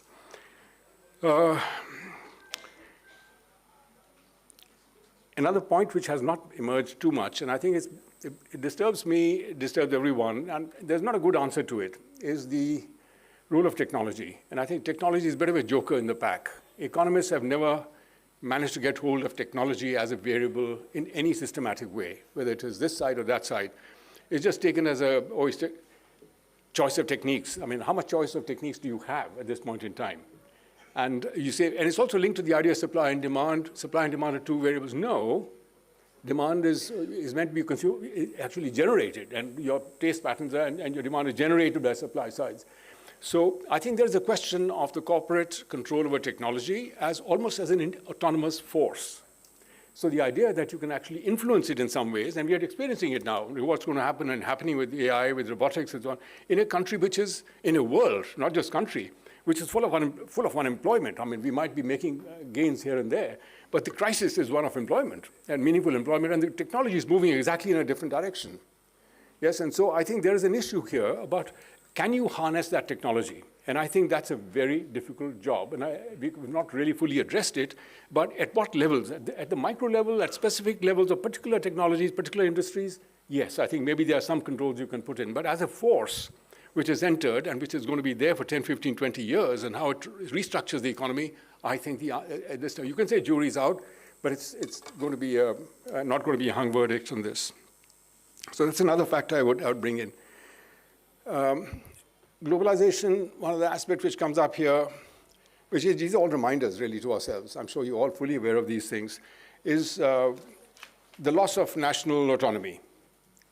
Fiscal space, yes, but the loss of national policy space. Yeah, so if you think, I mean, if you're thinking, I mentioned Keynes, but if you're thinking in Keynes in terms about investment being the driver of growth, where does that investment come from? And if you take out, I've given myself a 3-minute alarm, but I'm barely started. You see, in the universities, when we have a lecture, it's a 2-hour lecture normally, so that's the problem. And 50 years of lecturing leaves some habits, you know, so. But I think, so let me just move on this thing about loss of autonomy. You don't have that sort of a space in which, so your investment is actually not in your control. And if you can't control that investment, and it's financial investment going in and out, you can't control employment, which is a derived demand coming out from your investment patterns and so on. And if you can't control technology, again, you're limited. And if you have predatory growth on top of that because of extreme corporatization, you can decimate forests, you can displace people, you can actually do all kinds of things, whether it is India or it's somewhere else or in China or in Africa, and you're actually creating, you're taking away assets from people. So that actually generates some sort of entitlement failures. So this has been well discussed by people like Amit and Bhaduri and so on, so I don't want to go there. Right, so let me come very quickly. The point which I like very much and I think requires massive emphasis is the predicament of youth. And I think if you look at the predicament, youth, 8-10% is one, but it's mostly gig economy, and I just leave you with one thought. When this population of youth, no matter which the country is, including especially the rich countries, when you turn 15, 16, you leave home. Your parents show you the door very often. Now, in those countries, if you're a gig worker, yes, where are you going to build up assets? Are you going to be able to buy a house? There is no pension, there's no employment against which you can get a pension.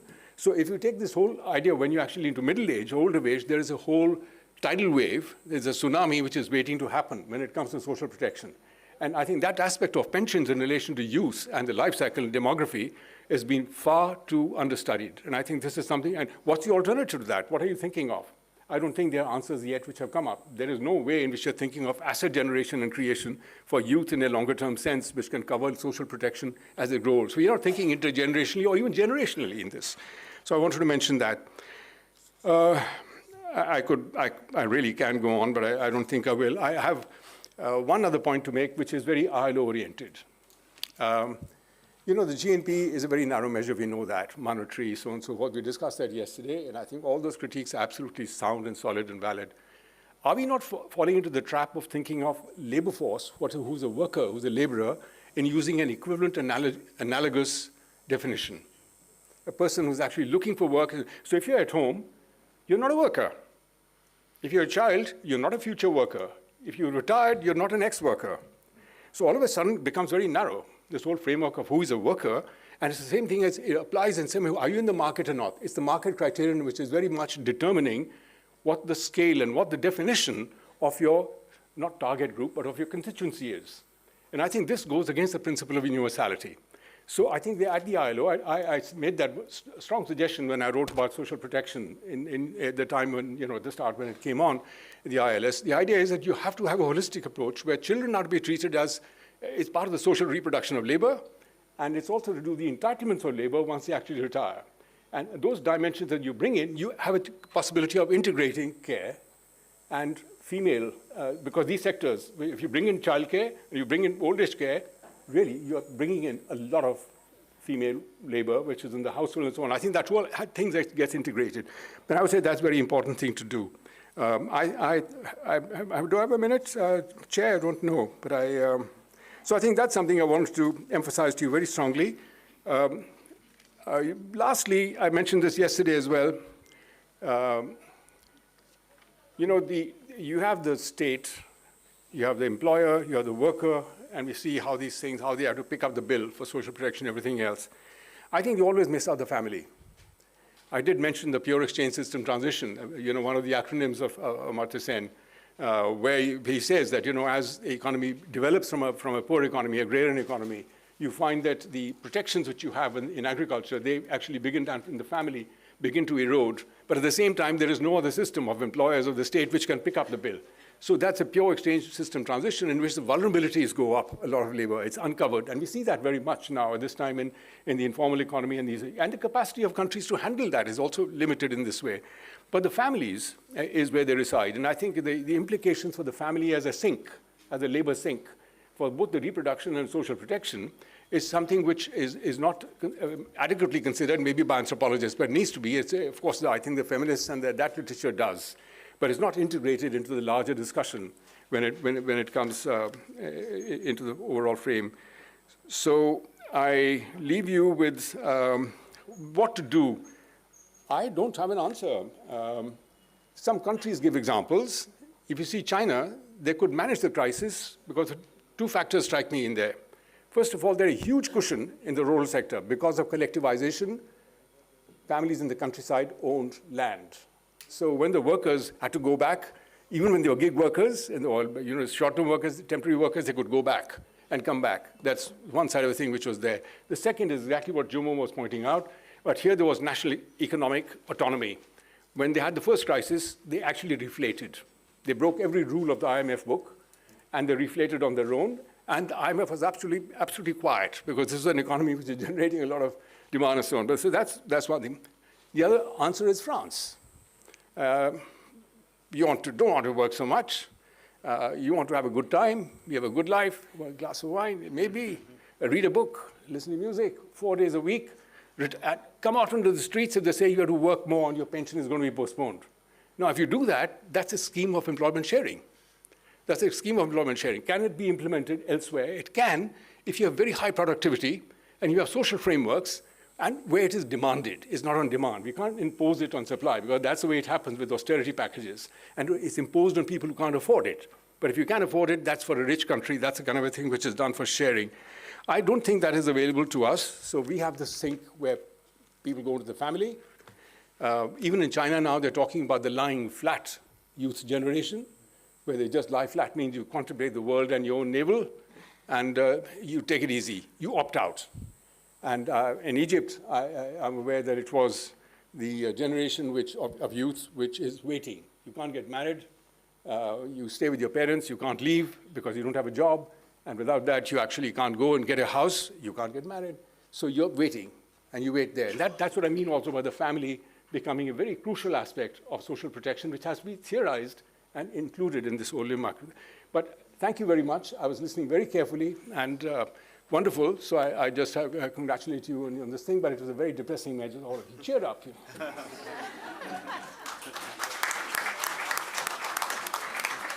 Thank you so much. Maybe a glass of wine will do that. Yes, but do the French thing. But as a person with boots on the ground, it's not very heartening to hear that there is no answer. And definitely it's an unequal world, made more unequal by COVID and all the other things that followed post-COVID, including the geopolitical situation. And probably what came out in the first presentation, that, the second presentation about maybe we need to look at social safety nets that are generic, that are across board, because that's what came out in COVID very strongly as something that is the basic requirement of everybody and encompasses the pre-worker and the post-worker as well. So anyway, that's a thought for another day. We have about 10 minutes left for audience questions, and I'll request that maybe have 3 questions. And please introduce yourself and the person to whom the question is directed. and then maybe we can take them all up together. May we have the questions, please? I see a hand here. Yes. Do we have a mic for the question askers? Yes.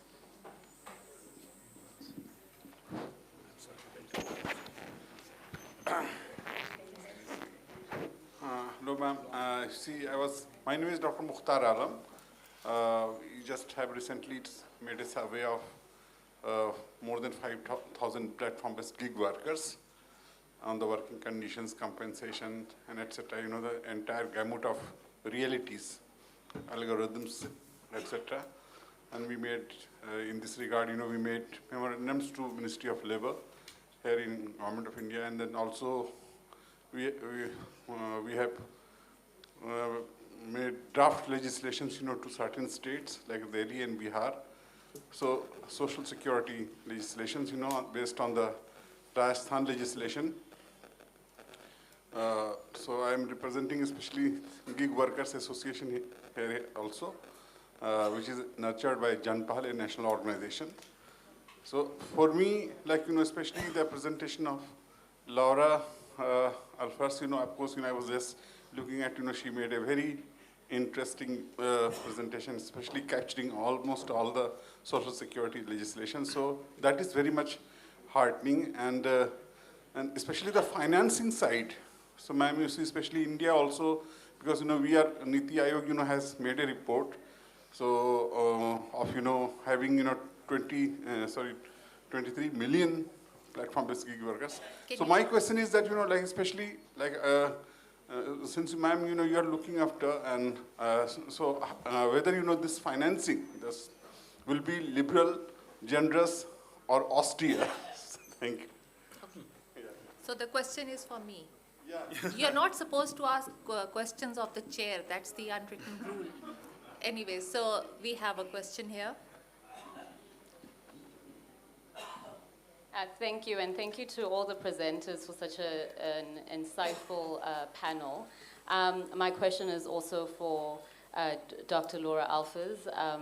I think it's a comment and a question in response to your probe about how we need to think about how work happens in the global south in order to determine alternatives for shifting kind of the burden and the risk of social protection from those most impacted by it to those who actually benefit from it. So I recently did a project looking at collective bargaining in the informal economy. And one of the issues that came up as we were working on this is, you know, who is the negotiating partner? How do we kind of raise these issues in order to promote the rights of workers, particularly in the informal economy? And one aspect and the challenge of this, and this was also a collaboration with the ILO, was how the worker is defined, right? And how do you negotiate around those issues? But as part of that, one of the issues that came up was also how do we determine who the employer is? Given the nature of some jobs in the informal economy, for example, waste pickers, my question to that then is, if we're thinking, you raised an example about leveraging those economic relationships, what is the role then of the state as part of that? And is there an opportunity or any examples from the work that you've done in how we can kind of incorporate that in our understanding of who benefits from the work or the activities that are taking place in the informal economy in order to kind of shift these risks and costs of social protection away from those most vulnerable. Thank you. Thank you. And we'll take one last question. I see 3 hands, so I'll probably pick the backbencher.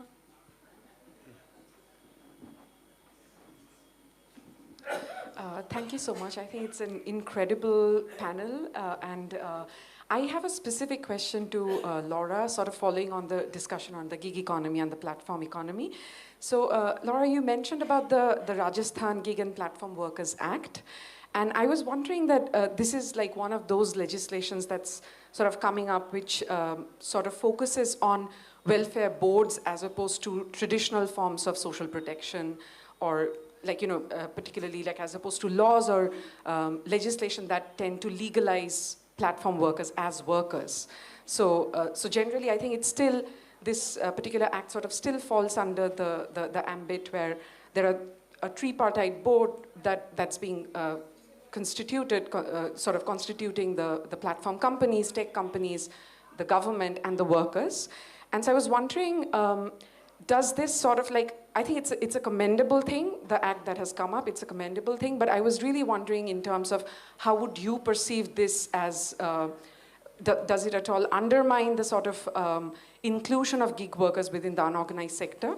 And, or is there actually a requirement to have a separate legislation for gig workers per se, given the kind of technological revolution, and because the forms of surveillance, the forms of control are very different in this sector. So yes. So we have already encroached into the time for the next session. I'm sorry, we will not be able to take any questions, and maybe we can discuss other issues offline after this.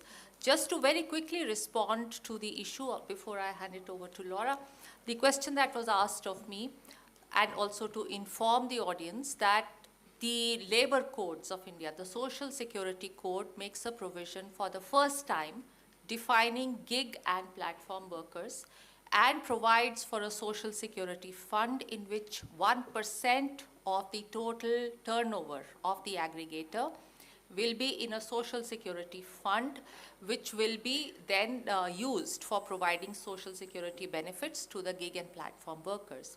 We've already started work on that, as I mentioned, in G20, but nationally we've started work on that by linking it to the unique identifier, the UAN that we give as part of our informal database that is called eShram.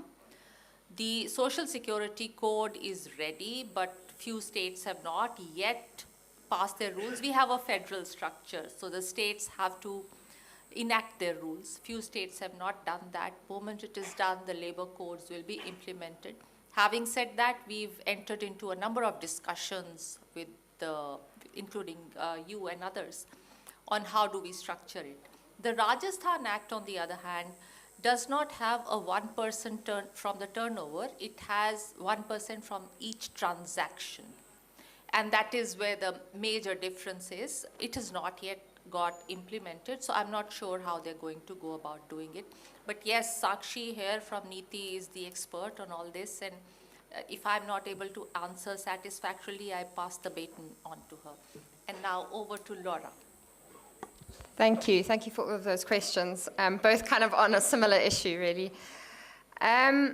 So, I mean, I gave the example of the waste pickers in Argentina under UTEP, who actually have picked up the idea of the welfare boards in India and are trying to implement in their context.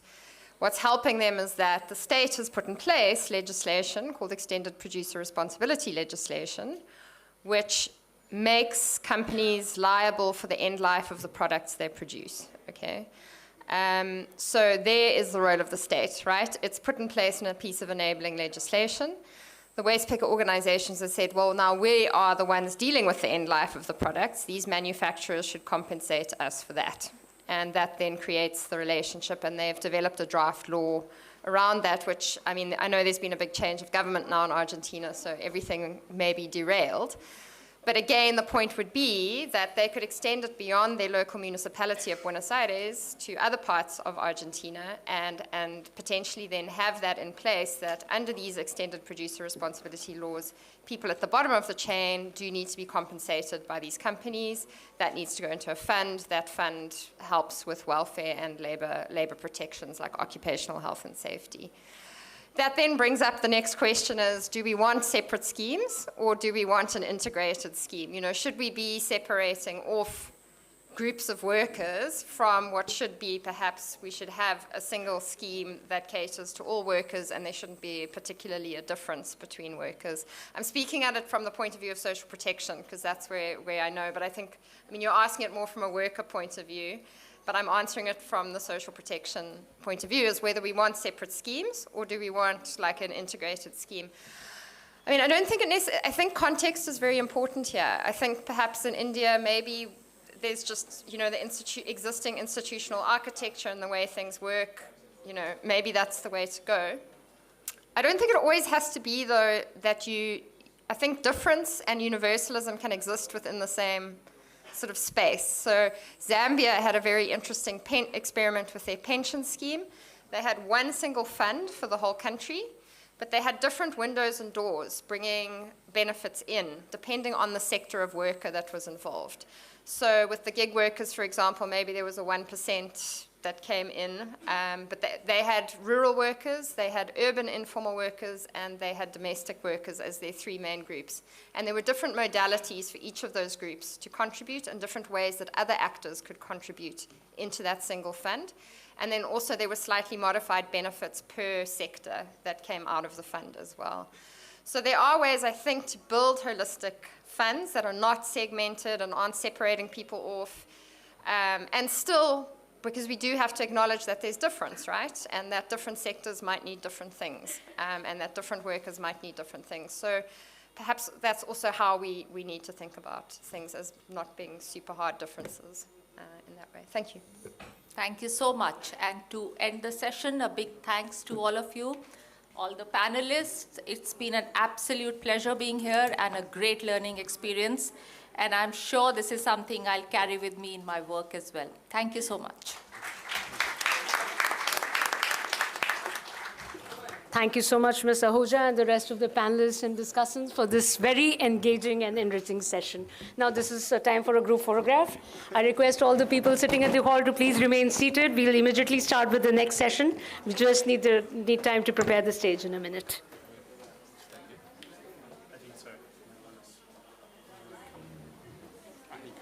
Yes, well, I think we're going to have our photograph.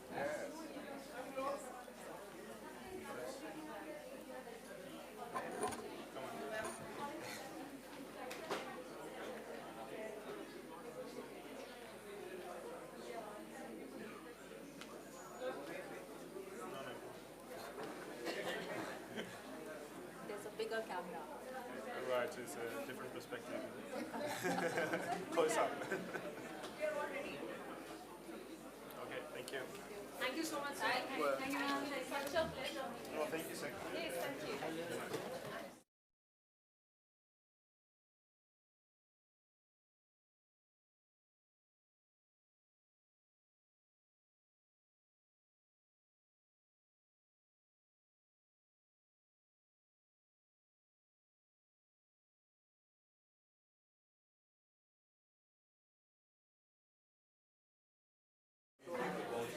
Hey, that's my book. Where's my book? Don't do that.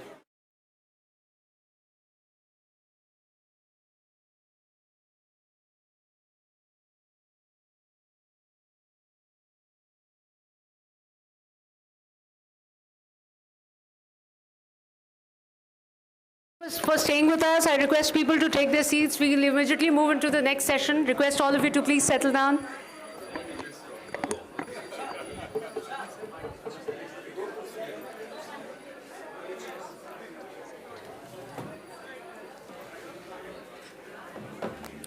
I request the volunteers to request people who have gone out to request them to come back, take their seats.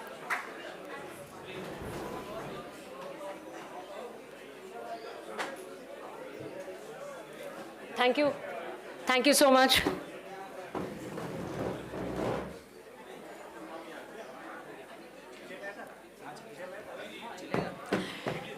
So welcome to the third plenary session of this day, the first day of the conclave, which is a very different kind of a session in this conclave. It is a session in which industry leaders will speak on accelerating decent jobs, so job creation in India. Without further much ado, I would like to invite the chair, Ms. Rama Bijapurkar, to kindly come on the dais, Mr. Gopal Vittal, Mr. Sivaramakrishnan Ganapati, Mr. Tarun Chog, Mr. Rajiv Talwar, Sapna Purohit, Mr. Amit Sinha, and Professor Deepak Nair, Chairman IHT, to kindly come on the dais. Sir.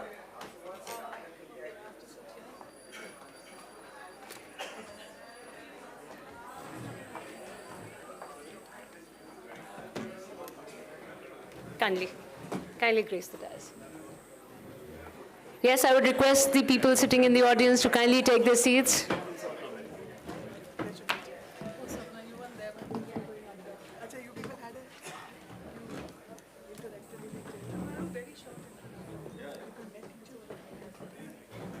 I request the chair and moderator of this session, Ms. Rama Bijapurkar, who is an author and professor of management practice in Ahmedabad, also a member of IHD Board of Governors, to kindly conduct this session. Ma'am, it's over to you. Thank you very much. Hi. Mike, please. Hi. Good evening, everybody, and welcome to this session.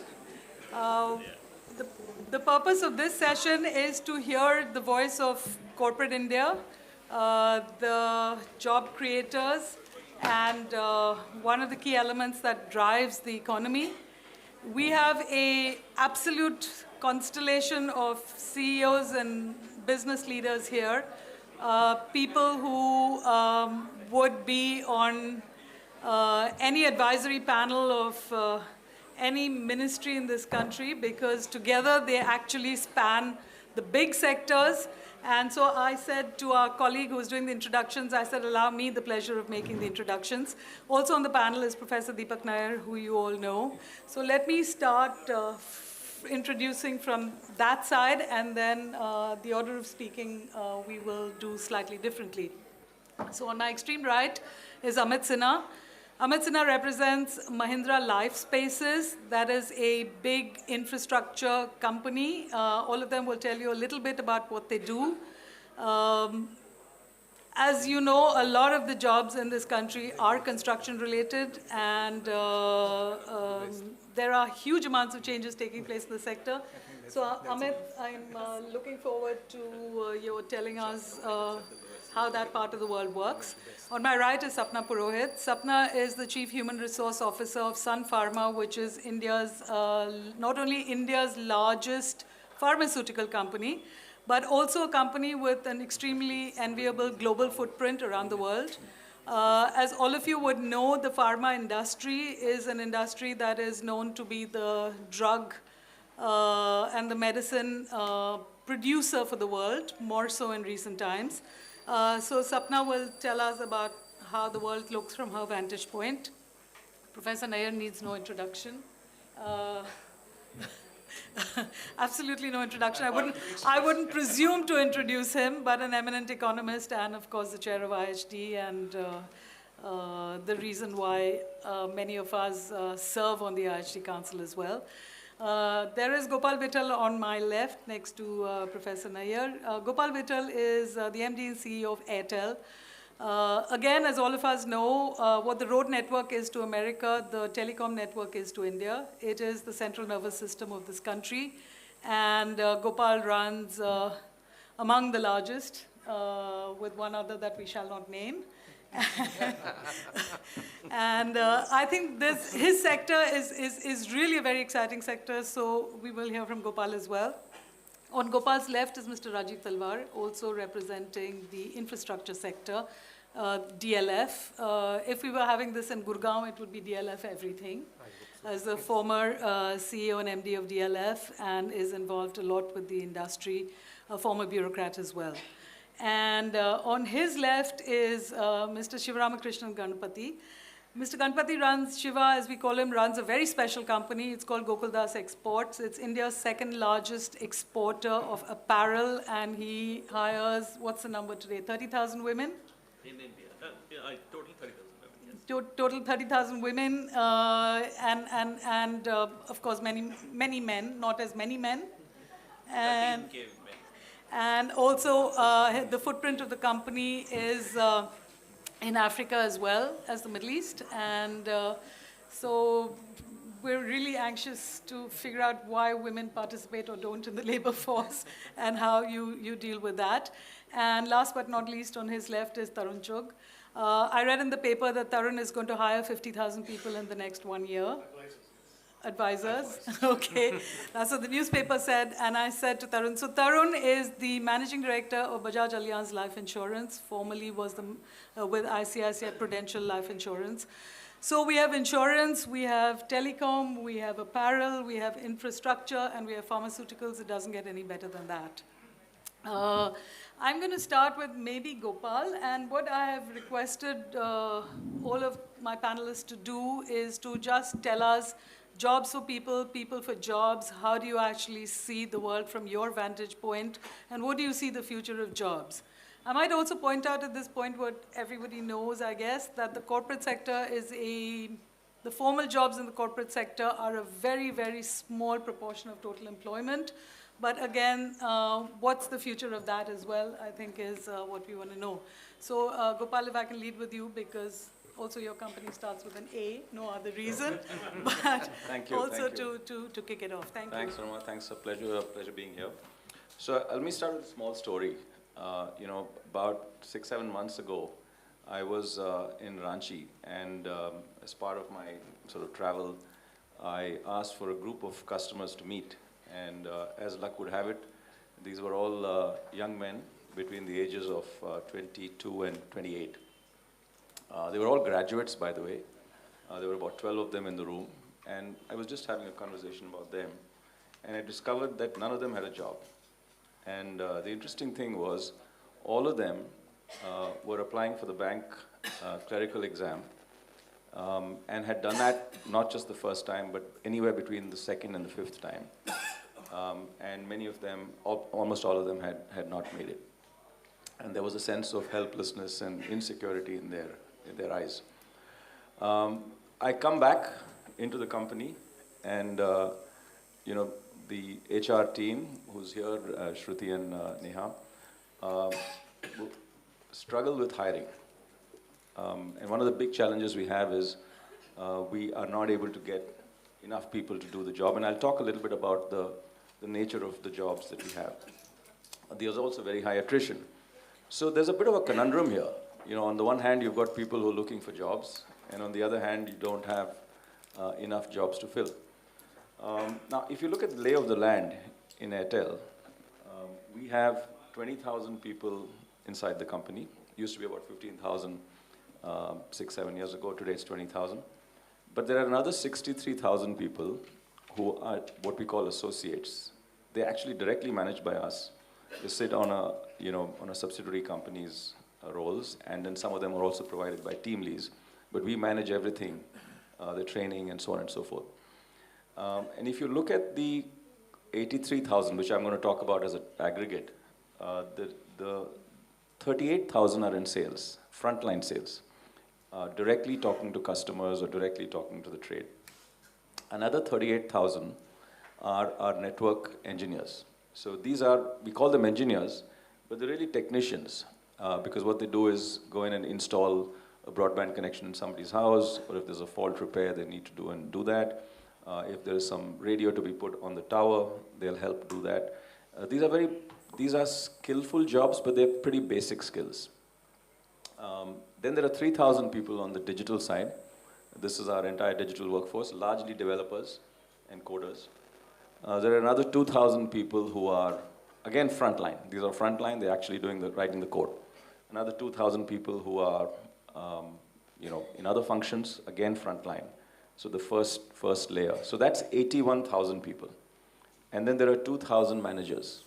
Of the 2,000 managers, about 1,500 are first line managers, which means they are the first port of call. So let's call them junior management. They just have a team of maybe 5-6 people. And then middle management and above is just 400 people. And that number has not changed for the last 10 years since I've been in Airtel. That 400 number remains. But the 83,000 number has burgeoned from roughly around 40,000 people to 83,000 people. What is the conundrum? I think the conundrum is the myth that we carry within our own companies, perhaps, when we hire, which is we look for graduates. And as you all know, the percentage of graduates in India is a tiny fraction of the total workforce that there is. And the second part is really the problem that I noticed in Jharkhand, which is that these kids have aspirations that are much higher than the kind of jobs that we offer them, which is why you end up with attrition. So we have 45% attrition for the workforce that is actually serving the customer and doing the technical work. That's 75,000 of them. We have 45% attrition. The supervisory cadre, the 2,000 people that I talked about, the attrition falls to 15%. And the moment you get to the middle management and above, which is 400 people, the attrition is less than 6 to 7%. So this is the dilemma. As a consequence, how do we solve it? And where we're thinking about is along three dimensions. One is providing people respect for the job. Because in our society, every job is not seen as the same. And there's not enough respect for these frontline jobs, which is the reason if you take graduates in, then their societal acceptance for those jobs is low. They're looking for a little bit more money, they're looking for something else, and then they leave. So one of the things that we've seen in our own society, if you go back in time, you had social mores where people had occupations, and occupations had a certain pride to it. But today that's not the case.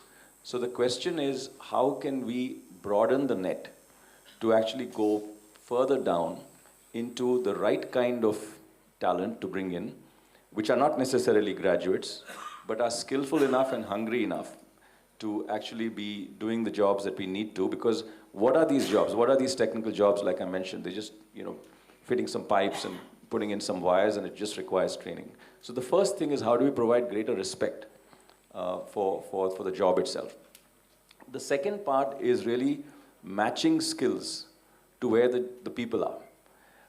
So as you know, the median age in Bihar is 18, but the median age in the south is 38.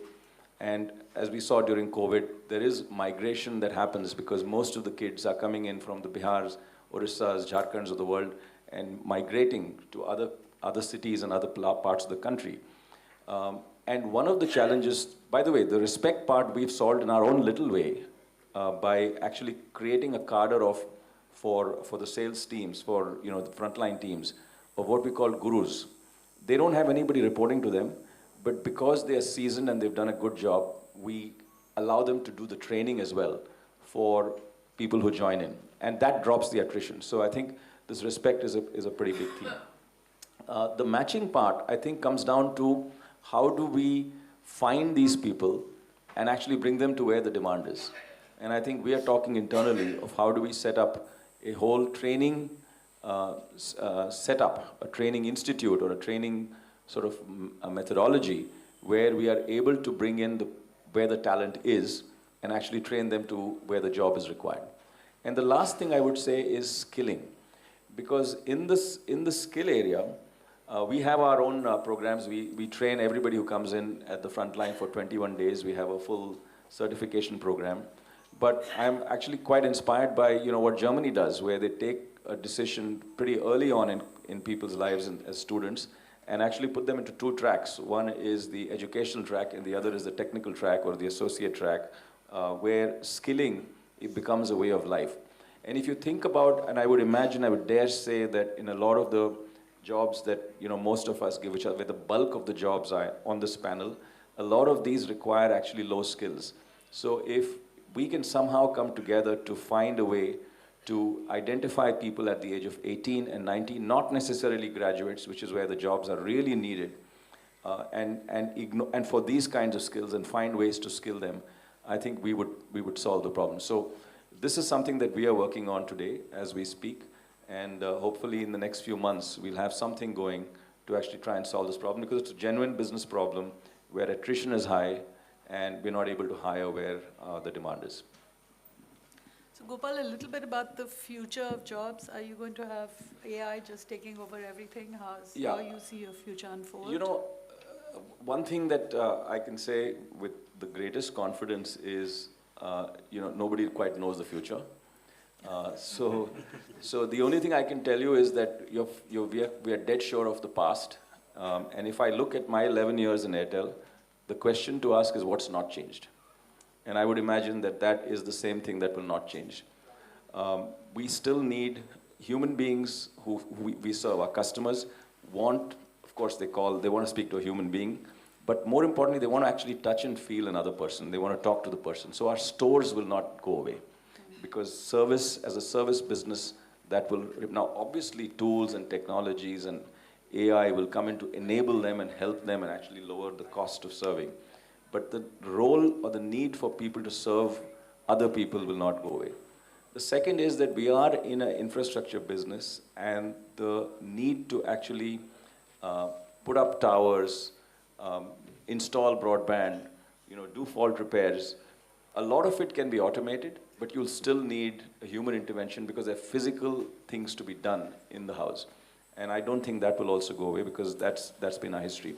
If I look at what's happened in the composition of our own workforce, of the 20,000 people that we hire today, back about 10 years ago, we didn't have a single person in digital. All of it was outsourced to IBM, and we ran an outsourcing shop, and we had 16,000 people in the company. Today we have 20,000 people, which is 4,000 more, of which 3,000 people are in digital. So that's a completely new workforce, which means some of the legacy jobs where there was a lot of just repetitive work being done has got automated. So those are the kinds of things that I think will continue to happen. As of now, the use cases we are working on with AI is really to bring down the cost of serving customers through at the call centers by using machines and bots to actually talk to customers. We are beginning to do that. We're looking at how can we use AI to actually write code, repetitive code. And the third area that we're looking at is how do we use AI to develop marketing messaging, particularly around both visual as well as content, to do it on the fly for digital act. These are the three areas that we're working on. So I won't be speaking to a chatbot anytime soon. Not you. No, so if... yes, that's true, I do speak to you. So if we can then move to the banking and financial services sector, because that's really a very large employer, right? And the banks keep telling me that, if we can give Tarun the mic, the banks tell me that 95% of their transactions are completely automated and tech-led and no human intervention. What is it like in insurance and where is it going? I can tell you nothing's going to change too much. But just to give you a sense of just the employment and what the BFSI sector does, just some numbers. I mean, I have to be the numbers man here. This is a little shaky, huh? So got to be careful. So just under 1 crore people are directly influenced and working for the financial services sector. About 85 lakhs, give or take 5 lakhs here and there, because we have significant attrition as well, and I'll talk about that. About 10% of these, maybe even less than that, are in specialized jobs, where I can say are maybe data, tech, other support functions, HR, finance, things like that. And the rest is largely the face-to-face interaction and the relationship management and the business development side. In terms of what we look at, now in fact, before I go to that, I just got some numbers for you. There's some 132 banks, there's some 60 life insurance and general insurance companies put together.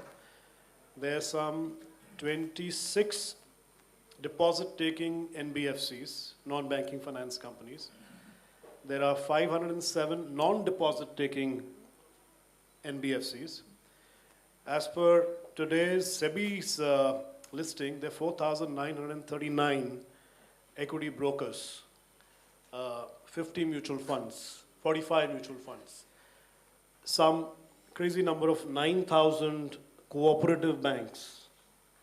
I'm not talking about, when I talk about 80 lakhs to 1 crore people, I'm not talking about these cooperative banks and so this number could be, the number of people we hire is quite high. Usually the people that get hired are postgraduates. Usually postgraduates. It's kind of become a given in India that a postgraduate is like a degree, is a pass towards getting a BFSI sector job.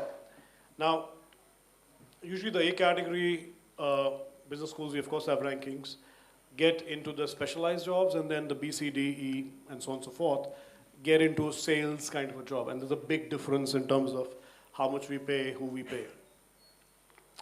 So that's broadly the lay of the land. The attrition and the mismatch of careers and aspirations of people usually happens in the sales jobs. Nobody wants to do an out-of-branch job. Every bank, every life insurance company wants to hire for out-of-branch.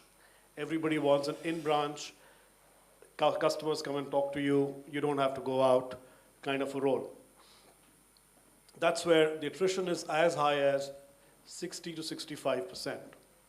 So pretty much you're saying that in about 3 months, 3 to 4 months, the entire set of people tend to kind of overhaul and change.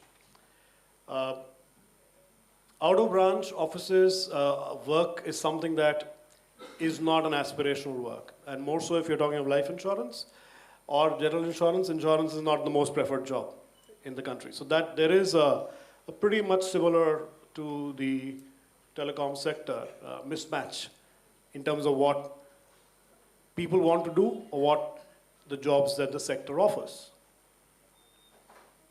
But there is a segment of people who do want to come. And how do we bridge that gap is where we all struggle. And that struggle is something that has not really changed in the last 23 years since I've been actively hiring. And I can tell you that's, it's like standing on the treadmill. Every time we try new things, some fail, some work, and it's not a great story, honestly. Is AI going to have any impact on it? Not really.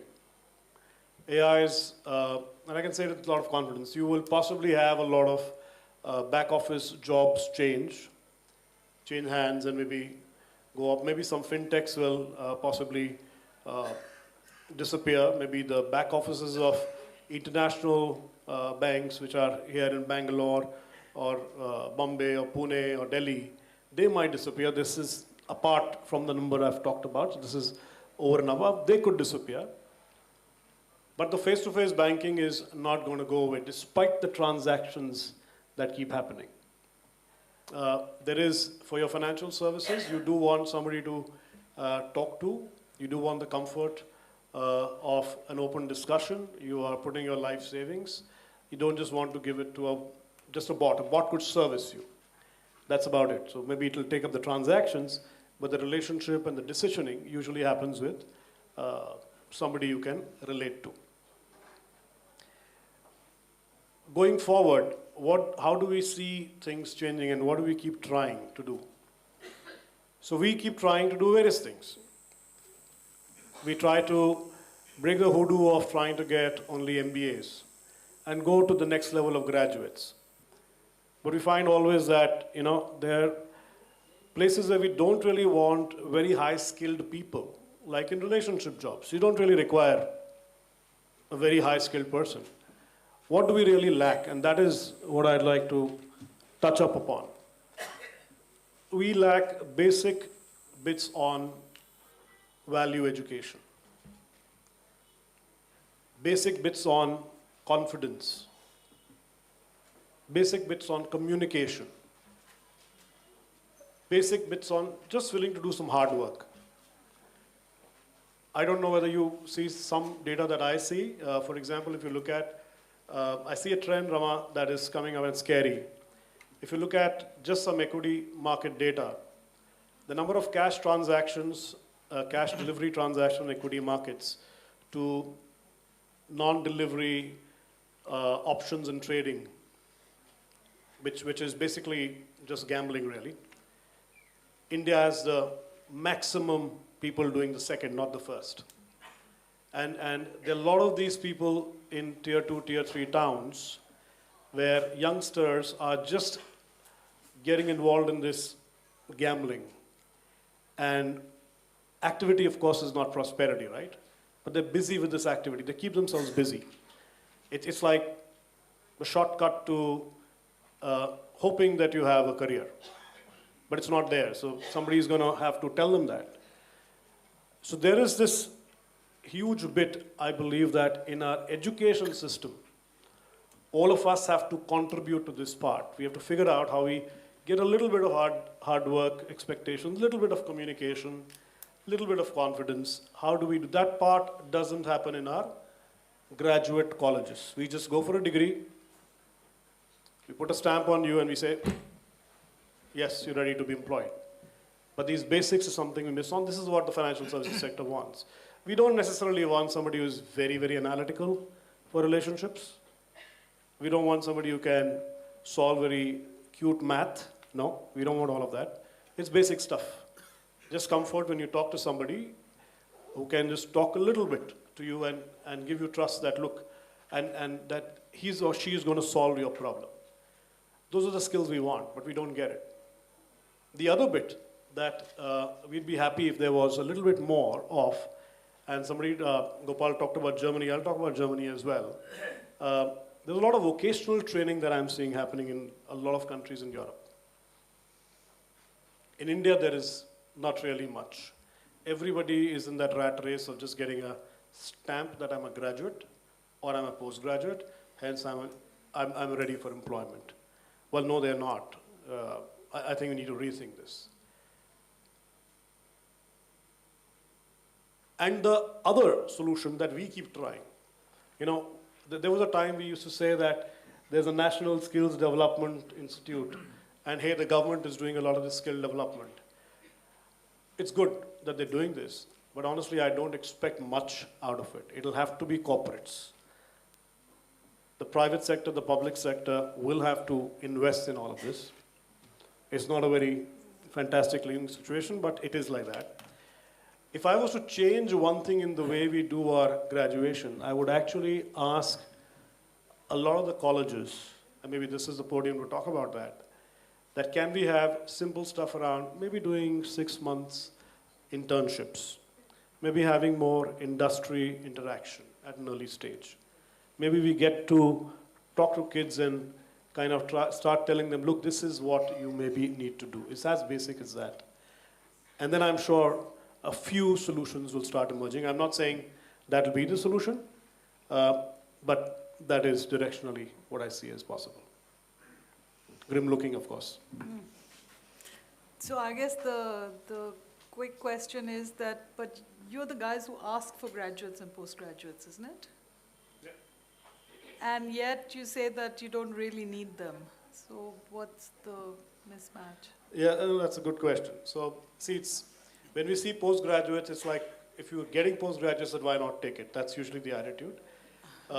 What we started doing, I remember that in engineering, there used to be this company called Schlumberger, which used to come. Yeah. All the IIT guys. All the IIT guys, they used to go there, right? So Schlumberger used to come and hire at the top dollar, hire an IITian. And the IITian used to go to Egypt and drive a 2-ton or a 3-ton truck for 3 months or 6 months as part of training. And we used to ask them, why do you get IITians? So because we get them. They are willing to join us, right? So it's as simple as that. It's pretty much the same. So, but somebody will have to take some bold calls. Yeah. Please. Sorry? Yeah. May I just say something? Yeah, you can. So I think we've now started trying this, Rama, inside Airtel to actually hire non-graduates. So, you know, we right now relaxed it to 12th, and we are now in active discussion to say, shall we relax it to 6th? Yeah, simply because almost 80% of our kids are there, right? Or, you know, I imagine 35% drop off at 6th itself, another 35% drop off at 9th. So, and by the way, the attrition is lower. The attrition is much lower because there's no such expectation mismatch. And the hunger to do the job is what you look for. So you know what Tarun was saying, which is the confidence is one thing, particularly in front-facing jobs. Front-facing jobs is a little more difficult, but technical jobs is easier. What we're trying to do is something a little different here. See, we, being regulated by financial services, cannot not have at least a graduate. You'll have to have a graduate at least. We can't do somebody who's just class 12th. An IRDA won't allow, an RBI won't allow. And that's a fact. That's even an agent has to be a 12th pass, so they will listen to somebody who's usually a graduate. That's at least set in the industry, but these are all things to be broken. What we started doing is, instead of going to the regular schools we used to go to, we go into schools, and I'm going to name one or two, like Ramakrishna Mission schools. We're going to government schools. Let's say there is this one in Jammu where we hired a lot of women candidates who are hungry, local lads want to be hired in the local community, showing the value systems that are missing in sometime our metro schools, where we actually see people willing to work hard. I learned this by just going in for a hiring mission myself and discovering that I was in one of these schools and none of the kids were on mobiles or playing around or on social media. They were actually working on the fields. I couldn't believe it. And for the last 4 years, we've just been expanding that bunch and trying to get those. We should have an offline discussion on that, but for sure. In fact, now if we can look at, in case the audience is wondering why, and the panelists on why I'm jumping orders, I think I'm working my way up from the service business onto the manufacturing. I mean, something that you can drop on your foot. It would be apparel and pharma, so they come last. You actually have factories, unlike, would you think you have factories? No, not really. No, you wouldn't think of your towers as factories. No, we think of them as factories, but they're not factories. Okay. Right. So maybe then if we look at infrastructure, and I will go Amit and then Rajiv. Amit, also the Mahindra Group is in financial services. It's in, what is the line you use, from something to something? You're in practically every business we know, right? Yeah. You have a large IT business. You also make cars. Yeah. Which offers no jobs for a lot of capital invested. That is the auto sector's issue. Yeah. So if you can just tell us, what does it look like? And you are also, the Mahindra Group is also the largest, amongst the largest and most respected groups in the country. So what does employment look like for you and your vantage point, and what's the future looking like? Thank you, Rama. And I think very glad to be here, first of all. Let me just cover. Mahindra Group employs roughly 260,000 employees. And I'll break this into manufacturing, services, and let's say construction. We have projects business, very different, three businesses, right? So services is 200,000. So it has IT services, Tech Mahindra, financial services, and many other services. Manufacturing, which has a tractor, where we are the number one in the world in terms of volume, and auto, SUV. So that's roughly 50,000 employees there. And then the projects business, which is like my business, infrastructure, real estate, industrial business, and a few other like solar, EPC, etc., are 5,000. So that's roughly the composition of our Mahindra Group. And lately, in the last 2-3 years, it has come back pretty strong, given the buoyancy in the market, buoyancy in some of the product portfolio, and many of the businesses have just done well. But if you break the compared to the Gopal and Tarun, what you talked about services, as we look at the businesses, I was just trying to write down, given our discussion, Rama, like what is different across three businesses. The services sector, I think Gopal, you talked about very high attrition at the junior levels. Overall, if you look at the service sector attrition, including IT, including financial services, around 15%, give or take, right? Manufacturing is actually, in stable environment, is actually lower than that, because you have a very comfortable environment. You have, within the factory, labor laws, lot of same activity where the skill levels improve on a day-to-day basis. But construction, real estate, infrastructure tends to have 80% unskilled workers, 20% skilled workers. So very different from the composition that we talked about from Airtel and Bajaj Allianz. And the attrition is 40, 50, 60%. And it's extremely, extremely high. And we talking about graduates, they're not even educated. Many of them had dropped out earlier than class 6. So very different kind of, and you have to append to that why the attrition is high. The salaries are low, and they work in very harsh conditions. Like, the construction and real estate infrastructure, they are exposed to different elements, harsh element. The work hours are long. So given, I just want to dig down deeper into what those jobs are, and then I'll apply the question you said, how is that changing? So let me just share some more details based on these three, but I'll go deep dive on the construction side. I think the biggest issue for us is employability. The look at the skill level, and skill levels are very basic. So in an infrastructure, you're either you're doing core and shell, which is making the cement and RCC kind of structure, or you are a carpenter, or you are doing plumbing, or you have what you call hard finishes, flooring, you're cutting tiles, or you're doing concreting, or you're doing gypsum work. And interestingly, those are tough jobs, and there is a huge amount of migrant worker that was made earlier. Interestingly, you find that 80% of carpenters come from West Bengal, right? 80% of plumbers come from Odisha. Yeah. 70% of gypsum and painting comes from Bihar and UP. So it's very interesting how, and the way it's a tiered structure, we don't employ them directly because we employ a contractor who will have a guy who will go to a village, he'll pull a guy and say, hey, let's find a work which pays you much more than what you're getting today, right? And the minimum wages are 350 rupees, let's say $4 a day, right? And that's how they get, right? They get loads of those people. They come to a location and they start working in the construction sector. 80% unskilled, 20% skilled. Now the problem with the construction sector compared to manufacturing, or forget about services, is that a plumber has a job only for 6 months in a project. Then he has, because once the plumbing part of the construction is done, there is no job for him on that project. So now the next job would be another city, another part of the city, 50 kilometers away, maybe with a different contractor altogether. So very different profile of jobs for them being offered. And as a result, the skill level tends to be so low that we just find it very difficult.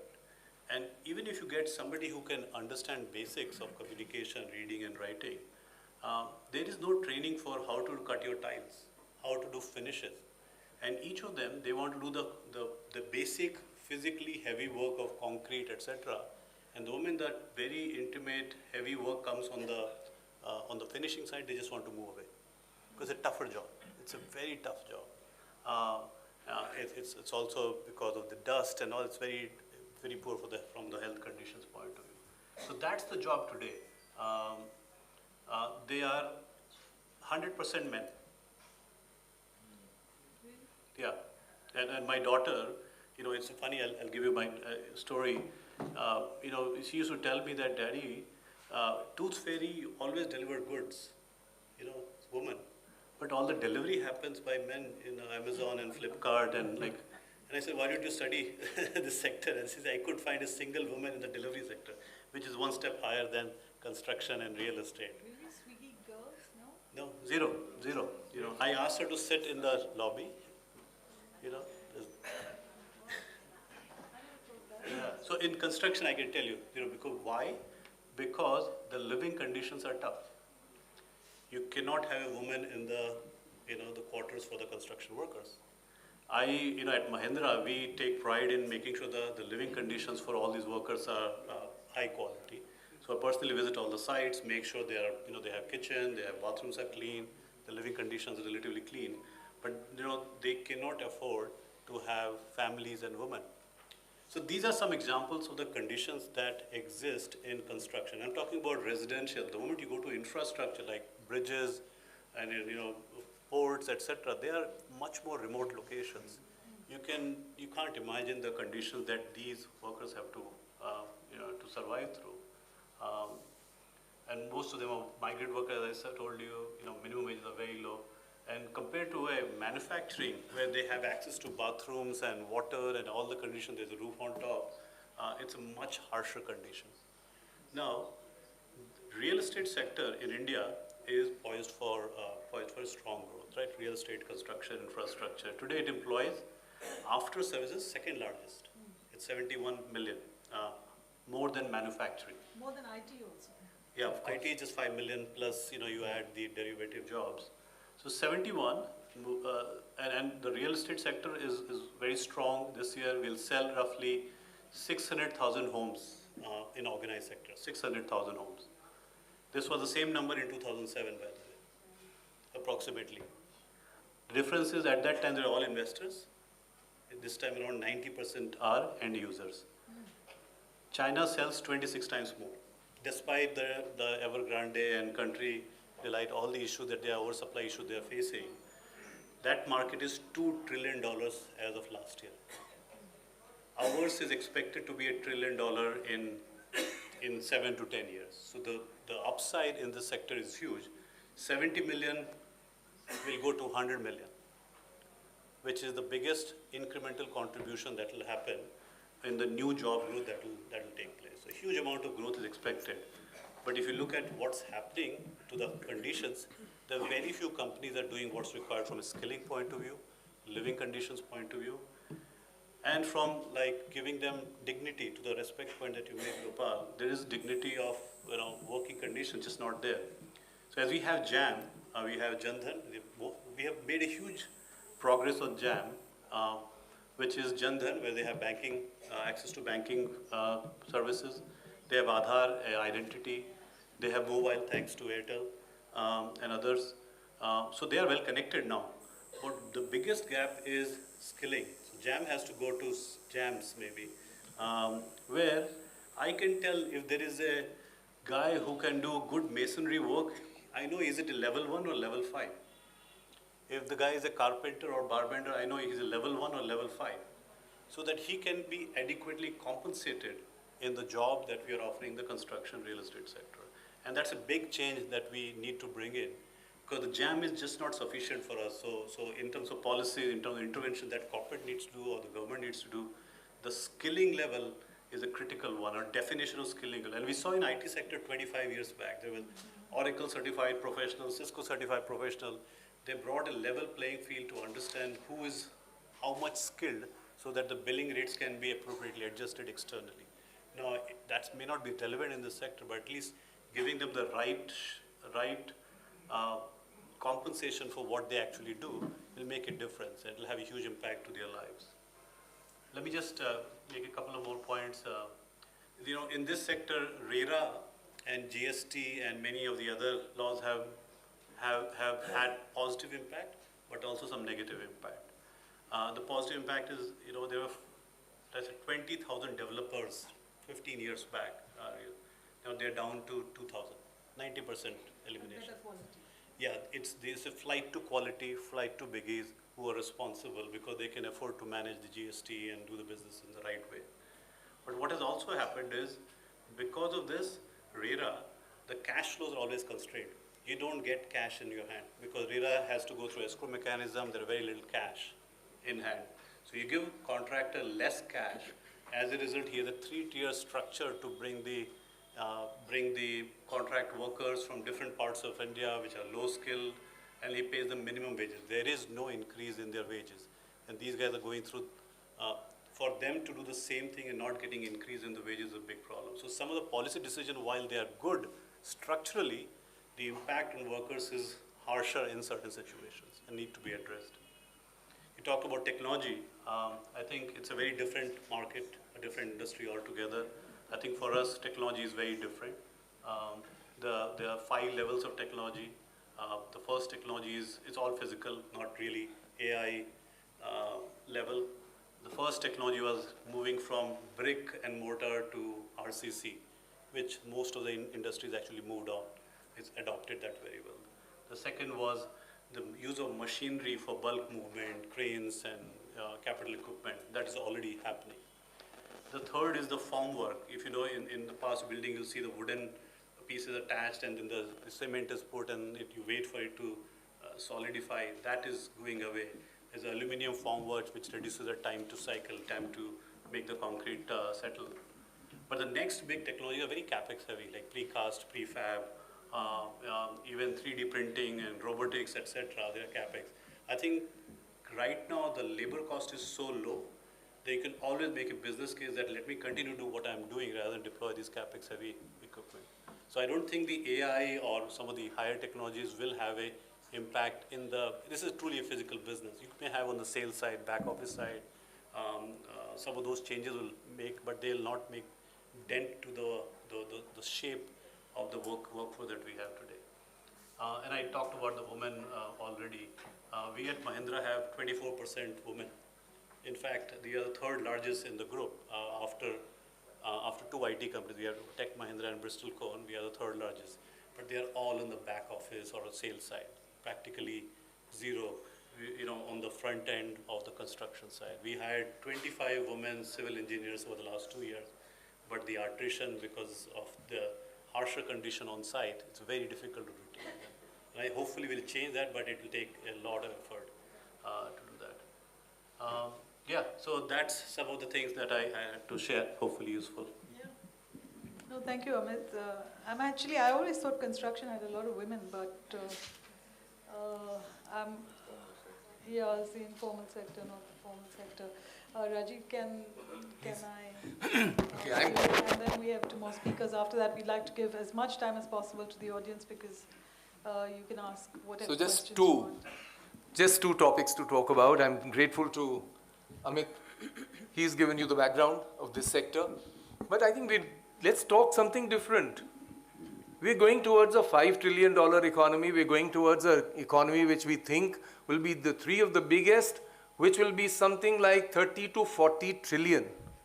What are we talking of respect? Everyone will get respect. Your taxi driver, Uber, your radio taxis, imagine the number of them in the NCR region alone. There must be more than 1 lakh over there. There are plenty of avenues for business, there are plenty of avenues for employment. To say that we don't get people, then that's the next topic, which is education, but let's stick to real estate right now. All that we are talking about real estate is what is good enough for the middle class and what is good enough for the rich who can afford it. There'll be plenty of ESG goals, there'll be plenty of SDG goals, there'll be plenty of either water harvesting, water recycling, use of technologies which is easy on energy, which is more carbon friendly. Everything will be employed. Some of the largest office spaces are being created in India. I can tell you for one company, why one? You see the newspapers every day. The number of advertisements which you see for homes being made. And Amit is so correct that we're going to sell 600,000 homes. Take the instance of China. And he was giving you a comparison. That's what India needs to build in the future. And we're not making any new cities. We're damn good on infrastructure. We're making ports, airports, roads, and systems over there. But cities remain congested, they remain polluted, and very tough for women to exist. Please get out of this room and see at 8:30 to 9:30, you'll still find women and men waiting on the bus stops, waiting for some transport back to their places, and they've got to come back in the morning. But there's a change coming in that, yes, women, I know for a fact that, yes, the hospitality industry is going to boom. The domestic tourism is booming. Besides international tourism, the number of women they employ, right, the cutting edge is very great. Retail, very good. Offices, again, has to increase there. But I don't think we are making cities the way we were managing shortages. For 70 years, maybe not having money, we were managing shortages. Everything was licensed, everything was under bureaucratic and political control. In fact, much of the funding of this sector used to come from places which are unexplained. It used to be taken from here, recycled back, the best laundering machine. That's what it was.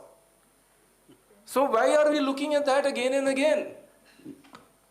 Let's look at it from a different point of view. We are not creating accommodation for the poor. If what Amit rightly said, ease of mobility, plumbers need to move, people need to move. If you're going to make any kind of cities and homes to fit in everyone here, our cities are going to get 870 million people expectedly by 2047. If that is the case, 50% of the people in every city, whether it's tier 1, 2, 3, 4, super metros, they live either in slums or unauthorized colonies. You're getting a bill in Parliament right now to say that we are extending the life of unauthorized colonies for 3 years more. That's the kind of legislation we make. But we are not making what is promised. It has been done in the last few years. 3 crore homes have come in. they've been given 300 square feet carpet area, which is called, in Bombay, it's called 1 BHK. It's a bedroom, it's a kitchen right next to it, separated by two almirahs made of mortar, and then a big hall, toilets. We need to go in. If 50% live there, then it's okay. Is it going to be 400 million? By 2047, we just have time enough to do that. 400 million divided by 5 is 80 million, please. 80 million is 8 crore homes we need to make in the next 22 years now. It's not 23 years now. 2 years over in the 25 Amrit Kal. It's an investment. We're looking at, yes, what Amit was saying is correct, that okay, trillions of dollars, it's close to $1 trillion if a home of 300 square feet, the super area is 450 square feet at 2,000 rupees, which is a very good cost. It's 9 lakh rupees. Every crore homes will cost you 9 lakh crores. You've got to make 8, so 72 lakh crores. But what is the return? You cannot buy them. The poor cannot buy them, the vendor cannot buy them, the daily wage earner cannot buy them. So what you need to do is to give them on rent.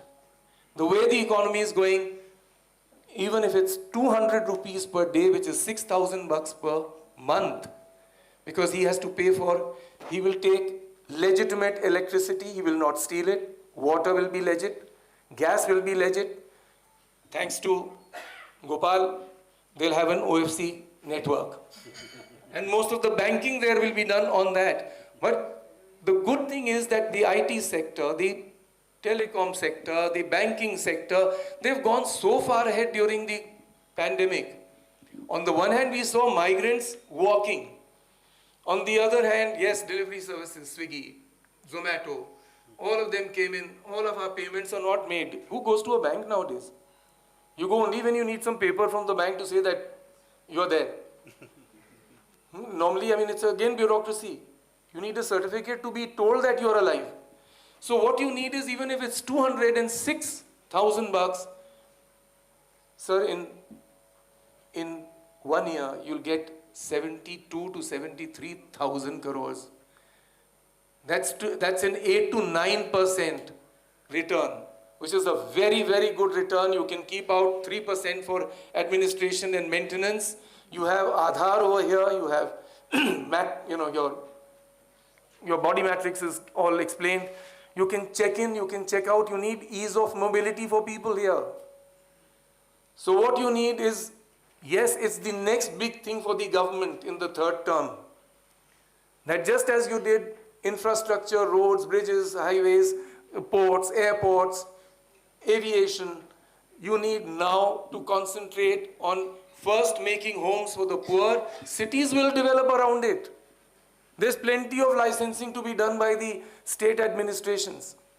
They'll give you everything. They'll give you an industrial estate. They'll give you a licensed place to make commercial buildings, residential buildings, and the quality of residential buildings will definitely go up. Because that's the kind of culture that we are developing at the higher end. So therefore, what you need is a nationwide mission to go into, and where land is free. 9 lakh rupees for a 450 square feet. You can't go very high in technology because you can only go up to 10 floors maybe, or like what we saw in Marine Drive in Mumbai, or 10 floors maximum, because the cost of technology goes very high above 10 floors. So, and you need people. There'll be plenty of people, there are plenty of contractors. The problem that we will foresee in the next 3 to 4 years with all these homes being announced, where do you get the technical manpower and force to make those homes? RERA has been a very good thing. GST is again a very good step.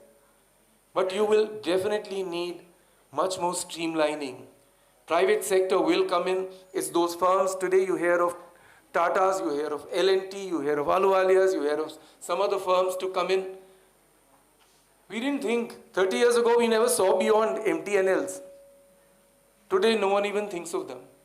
Similarly, you will have number of people coming in. What you need is the next topic then, which is education. I think what he was talking about, Ranchi, that number of people who are graduates are not really employable. So therefore, they're going down to schools, they're going down to 6th class. Believe me, what can be better music? You have madrasas here, you have government schools here, you have other schools over here. And let me tell you, I think Rama and I were discussing, the topper of our batch in 1978 in the IAS was from Aligarh. He went to IIM Ahmedabad, so therefore he's got his certification.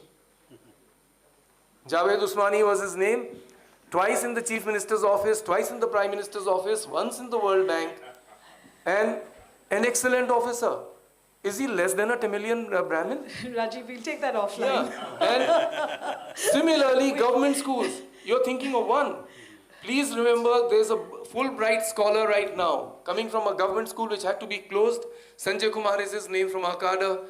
Fulbright scholar, one of the most honest officers, wanted in every department. And this boy was from a school which had to be closed for indiscipline. Joined as a driver in the Air Force, then rose up to be an IAS officer. I think we need education over there. One Indian language, whatever it be. One international language, whatever it be. Please introduce science, technology, engineering, mathematics over there. The quality of education which he will find in class 6th will be so great. There is no dearth of employment in an expanding economy. We are truly in a trailblazer economy, and that's what we need. Homes will come up, education will come up. Thanks a lot. Thank you very much. I think we needed that good cheer from the so many jobs, where are the people, so many people, where are the jobs? So if I can go to Shiva, I'm going to keep our sister bonding and give you the last word after the men have been done with what they have to say. So Shiva, in particular, also, I think I want to know, is apparel the future? I mean, we talk about low-cost manufacturing, people-intensive manufacturing, in addition to, and tell us about the women and attrition that you've often also talked about. Sure. Thank you, Rama, and thanks, everyone. Can we do it at the end, please? You know, apparel manufacturing is a sector that employs today about 12.5 million people. So it's a fairly large scale employer.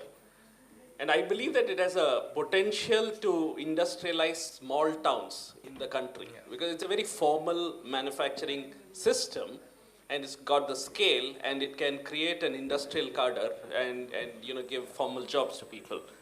It creates more jobs per unit invested. So, you know, 1 crore rupees invested can create 70 jobs. I mean, this is insanely higher than any other sector. And you find, you know, a lot of states saying that we have this, you know, annual investment jamborees, and we signed, you know, 100,000 crores worth of investments. I mean, nobody talks of how many jobs that they create, right? I mean, these kind of industries can create a lot more jobs for every crore invested. And it's got a very high share of revenue that gets disbursed as wages. About 25% of the revenue of the industry gets disbursed as wages. And almost 80% of the people who work are women. So in short, this is a very socially desirable industry. And this can hopefully take a lot of people out from agriculture or, you know, agriculture-oriented jobs to formal industrial jobs. I mean, in India, you'll find a lot of people doing self-help, you know, cottage industry, very informal jobs. And, you know, even construction, if he says that many of these jobs don't provide year-round you know, employment, this is one sector which can provide year-round employment. And apparel consumption is only going up. So I feel that this is an industry which can probably help, you know, it's a low-tech industry, but probably help that industrialization. It's the first few rungs of that ladder, where we can take people up, you know, get them into that formal industrial zone. So you know, we employ a lot of women. Why do we employ a lot of women? Because we find that, you know, they have a far more better work ethic, hand-eye coordination, dexterity, etc. But above all, the work ethic is why we tend to employ a lot more women in our industry. The industrial environment is such that we take care of them very well. Since it's formal and it's audited, quite extensively audited.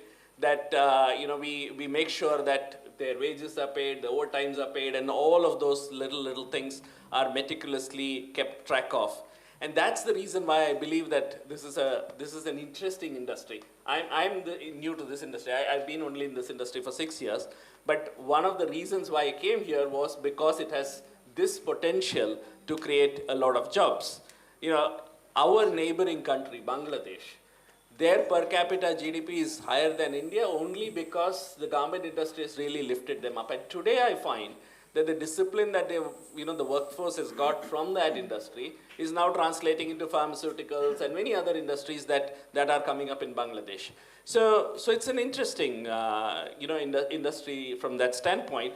And, a lot of people think that, we work in a sweatshop, right? I mean, the old imagination. I guess today the workers work in a great environment. The customers of this, of the products shop, and I think only the managers sweat, I guess. So that's the nature of the industry. Now, when I look at it, you asked about attrition and all of that, right? We do have that as a big problem. So many women who join us, they find very quickly that they can't keep pace with the job and with the requirements of the job. And we often find that a lot of people in India cannot, do not understand that it requires an 8 hours of commitment to work. And very often they have a lot of family commitments as well. Our social milieu is such that women have to also take care of their children, sometimes, other family members at home, and people at that strata do not have maids and, luxury of hiring maids and all of that. So they have to take care of all of that and work, which kind of comes in the way of them being able to contribute very effectively. So we have absenteeisms running at around 8%. On any given day, 8% of them don't show up because they have these other issues to take care of. So that becomes a real hassle for efficient running of operations. We have attrition as well, especially in the first 6 months of joining. A lot of people find that they can't cope. So we have found mechanisms to help them. A lot of training goes into managing their lives as well. So we work with the employees, especially the women, teach them communication, teach them how to cope with work, family, etc. Also teach them financial literacy. So how do you invest? How do you do recurring deposits or SIPs and stuff like that? So a lot of those help goes into supporting them and making it worth their while so that they can find a future in the industry. There's also a lot of upskilling which goes on because I would like the supervisory cadre and rest of the factory also to be women. Why should only the workers be women? And today we have almost like 50% of the supervisors as women. So that the proportion is increasing. I mean, 3 years back we were less than 20%. So that's the journey as well that's going on. And I find that at a policy level, we need to work a lot to bring women more into the employment. I think if you look at the proportion of women working, it's a lot lower in our country. Bringing them in results in a betterment of the families themselves, because women who earn their wages typically tend to spend on food, education of their children. I've surveyed most of the women who work in our factory, and their primary purpose of working is to ensure that their children get good education. That's their goal with which they come to work. So they would like their kids to become engineers and doctors and all that, and they celebrate that also.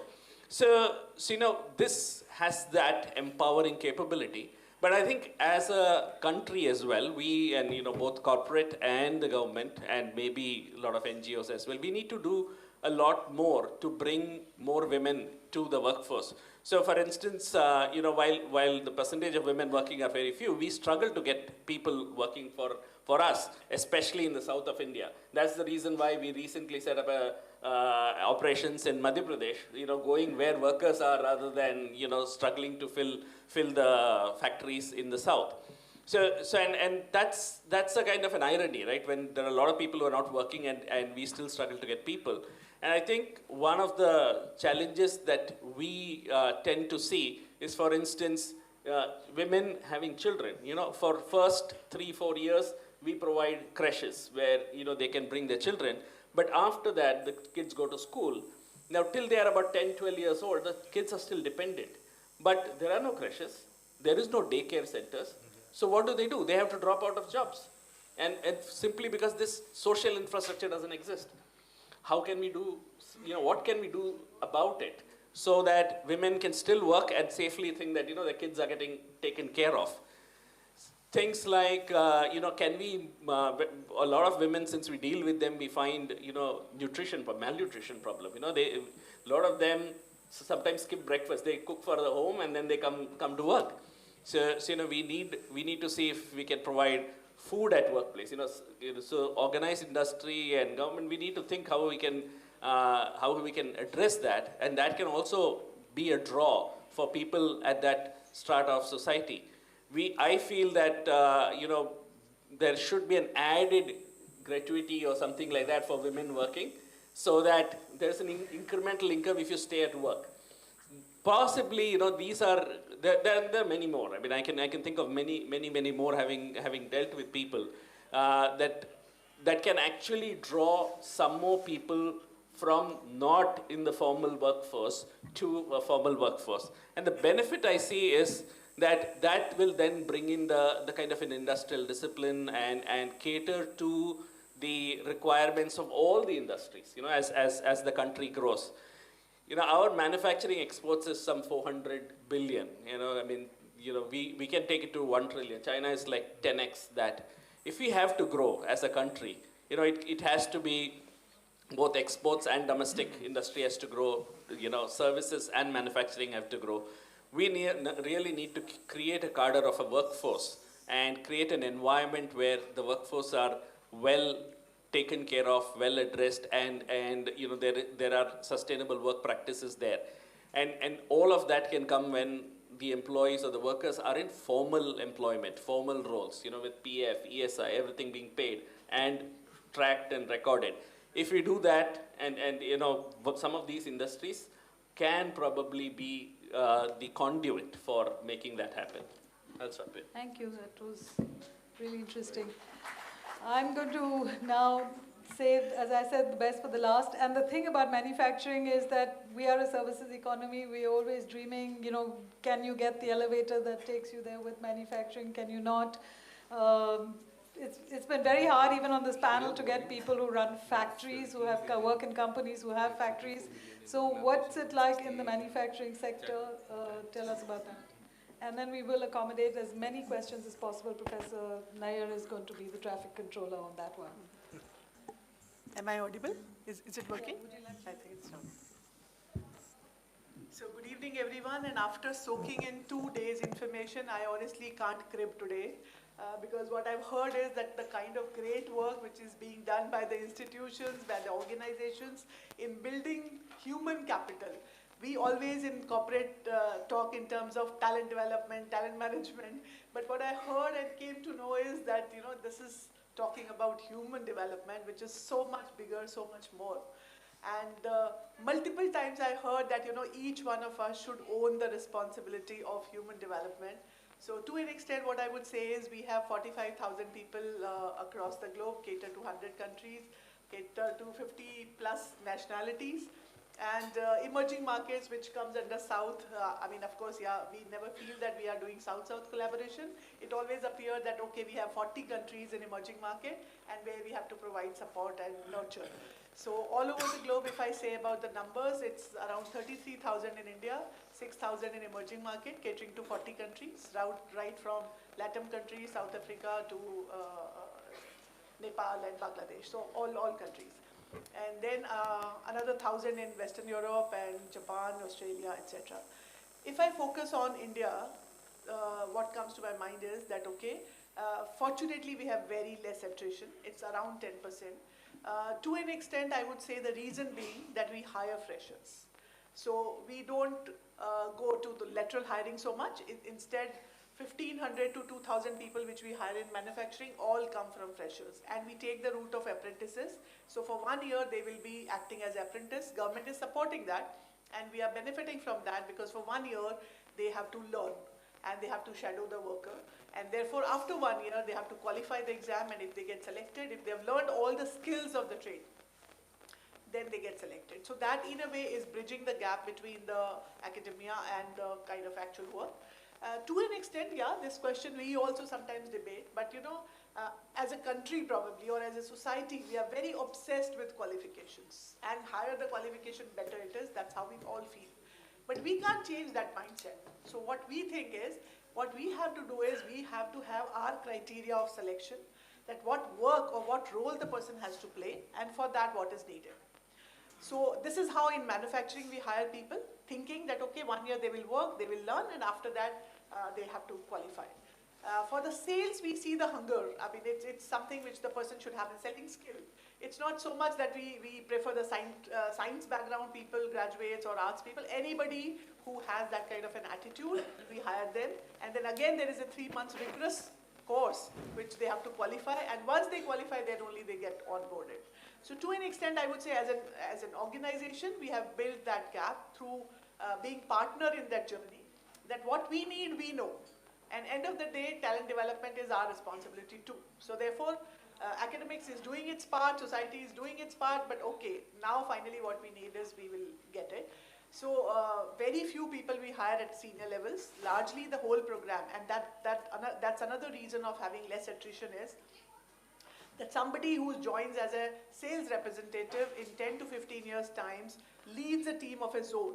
So which means the entire hierarchy of first line manager to second line to third line to zonal manager comes through the bottom. So that's another incentive for people to excel and then rise with the organization. For manufacturing, we really have to constantly upskill people, reskill people, because the new technologies are coming. Pharma has not been ahead in terms of adoption of technology, but now post-COVID, so much of focus has come, and the way it rose to the occasion, and kind of in spite of all challenges, people came, people worked, and people delivered. So this is how this momentum has come. New technology would come, but we are not seeing that this technology is going to replace people. We are saying that we will have to be faster in upskilling and reskilling our people so that they can adopt the new technology or new ways of working. Of course, there will be gig workers which will come with certain specialization or certain niche skills, and we would have to coexist. So this is how we are seeing reality, and I have used it. So we already have a chatbot which answers all our employees' query. But I would give you one example, that one person who used to get boggled by the mails which used to come to ask, how many leaves are left, or what's this policy, how it will be applicable, or what kind of transfer allowance I get. Now we can really answer those questions in few seconds, and that person is designing new policies, that how it will be fed, and the chatbot is constantly increasing its intelligence and telling that what kind of questions are coming. So in a way, it's helping us to become more employee friendly and giving a uniform experience to our employees, because our HR business partners, depending on their capability and attitude, they could answer the questions. But now uniformly, all our employees would get the answers, authentic answers in a short time. So, and that person has not become redundant. That person is getting a job, is doing something which is much more improved version of her qualifications and experience. So therefore, how I am seeing is that in coming times in pharma sector, where so much of growth is happening, another best thing which is happening is, earlier pharma was being known as a pharmacy of the world, which means, okay, we could manufacture it at a very reasonable price, and we could distribute and we could sell to the countries at a reasonable cost, and therefore this was pharmacy of the world. But now, if you have read recently in the papers, it is the third international company which is establishing a global capability center in India. So earlier, Novo Nordisk and Novartis had, now Roche also has established, and these global capability centers are going to take advantage of our talent, who's engineers and scientists, and who are kind of really aware and designing the AI programs. So therefore, how I'm seeing is that it's a very upbeat kind of atmosphere in pharma, that it's a lot of job opportunities would be there, better skills would be there, and of course people would be catering to the globally with more improved kind of services from our side. So that is one part. The few challenges which we experience is, of course, that women in workplace is something which is still not happening. The amazing part is, all over the globe, we have equal proportions. So it's somewhere between 40 to 50% women are there in all countries. In India, what we are reflecting on is that what happened suddenly that from those values of, the women who were regarded and respected so highly to we have come to that level where women are not part of the mainstream. So what we realized is that pharma is not something which is a very comfortable job, whether it's the big numbers are in sales and manufacturing. And manufacturing, people have to wear double gowning because it's an absolutely clinical environment over there. For 8 hours, you don't use your mobile, you don't do anything. It's just you are in that atmosphere with those kind of gowns, etc. And you have to be standing most of the time. So it's not something which would be very interesting for people, but it's something which is very rewarding. So what we did was, right at the beginning level, we do a solid program which tells what's the purpose of your work. So when you are working in pharma, you are working and saving lives. So it's something which has worked wonders on our attrition and encouraging new people to come, where we say that, your job is having a purpose, an objective, where you are touching those lives which are in pain, which are in ICUs, who's somebody's brother, husband, or wife, or a daughter. So it's to an extent building that larger purpose has really helped us. And what we realized is that, campus probably are not much aware about this kind of an opportunity. We saw the numbers in colleges, B Pharma colleges, 50% are women.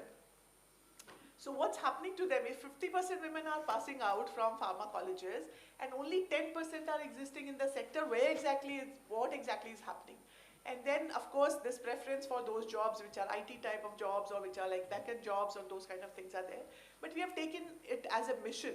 So not only in my company, but in the entire sector through the TLSSDC and through IPA, we are working that, let's connect with the campuses and encourage more and more women that it's a good sector. It's end of the day, you talk to respectable doctors, right, in sales, or you talk to other people who are kind of quite well educated. So it's not a rough sector. We will provide the infrastructure, we will provide the help and support. Crash, of course, in all the factories, we have crash facility. And crash facility caters to children who are above 6 years also. So we are not stopping at after 6 we won't take your children. We keep them also. Even we have extended this thing to our men also. Because we want to promote that equality. Why only women should be provided crash? Men also should be equal partners in parenting. So therefore, even men bring their children to our crash, and that is another step which is probably trying, from our side, a small effort to encourage and build that equality. One example I'll give you, sometimes we go beyond that. When we started third shift, and you all know that women, bringing them to third shift is not that easy, but we are building huge numbers. In last 2 years, we have added 4% women in our organization. So therefore, what we thought is providing all the safety, drop, pickup, etc. we'll do. And then one woman came that said, my neighbors are asking my parents that, why your daughter is going in the late evening and coming back early morning, what kind of a decent job she's doing. Why I'm sharing it with you is that sometimes going to that level where calling the family and neighbors to the workplace and showing that this is the work she does and the medicines which are produced from this side cater to so many lakhs of diabetic patients or to the hypertensive parents and in 50+ countries. So sometimes showing and making that awareness at that level also helps. So we are in that journey where we are hugely focusing on building up the women power within the organization. Third important area which I would like to mention here is post-COVID, so much of stress, anxiety and insecurities people have gone through that there is a huge challenge in terms of mental sickness or mental health, I would say. I don't know, still in India, we are really not openly talking about it or not addressing it, but it is something which again we have started through a month talk, so like, a number which is like you can call up, you can talk to people and you can, share your anxieties and pressures, etc.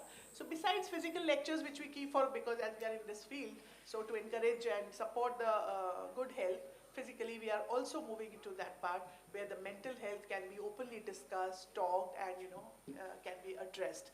Especially the generation Gen Z who's come and who are very young people, highly tech-savvy people, who have not seen this authoritarian kind of culture and relationships and other kind of gender issues they are facing.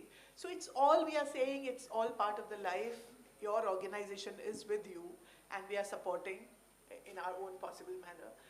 Somewhere what I feel is, after hearing all of you from last 2 days, the kind of work which you are doing is amazing. We are doing, of course, in our small space, but it's a lot more we can do in partnership, because somewhere what I feel is in research, if academics and industry come together and benefit from each other, that will be a huge growth. More dialogues, more understanding. Like today also on the panel, ma'am, we all heard very different sides, but I don't think multiple forums or programs we have where we see and hear and collaborate with each other. So I feel in a country which is really growing on fast speed, we all should benefit from each other's knowledge and expertise. Thank you. Thank you, thank you. Rita. Thank you. Okay. Yeah. Thank you. I'll take just 3 minutes. I'm the only academic on this panel of industry leaders. You speak a foreign language, Deepak. And no, I think actually it's been a learning experience for me to listen to them, and I think it has been for all our participants, because they don't have the perspective that comes from the micro level. And, I picked up 3 things which I would, as an academic, that what worries them about creating employment in the corporate sector, the private sector. First, that there are employers who are looking for workers, and there are workers who are looking for employment, but they don't know how to find each other. That's what we call asymmetric information. Second, that there is an attrition, that this attrition is attributable either to mismatches in or crises in expectations, or indeed to factors that actually are driving our female participation rates down. What Siva said, that it is difficult for women you get attrition rates for that reason. And 3, that, this is a country that is afflicted by the diploma disease across the board. And what you say, I've heard said by many people, that many of these people are unemployable. Now, alas, we are nowhere near that system of higher education and vocational education as in Germany, and I see no prospect of it, because there has been almost no impact of the National Skill Development Program. It's really corporates who are doing the training. But as I want to do, I want to situate what all of you have said in the context of the bigger picture. There is a macro picture. And my most important concern is about the elephant in the room. Quite apart from the fact that there is a large backlog of the unemployed, an estimated 8 million people will enter the workforce every year, most of whom are low-skilled workers.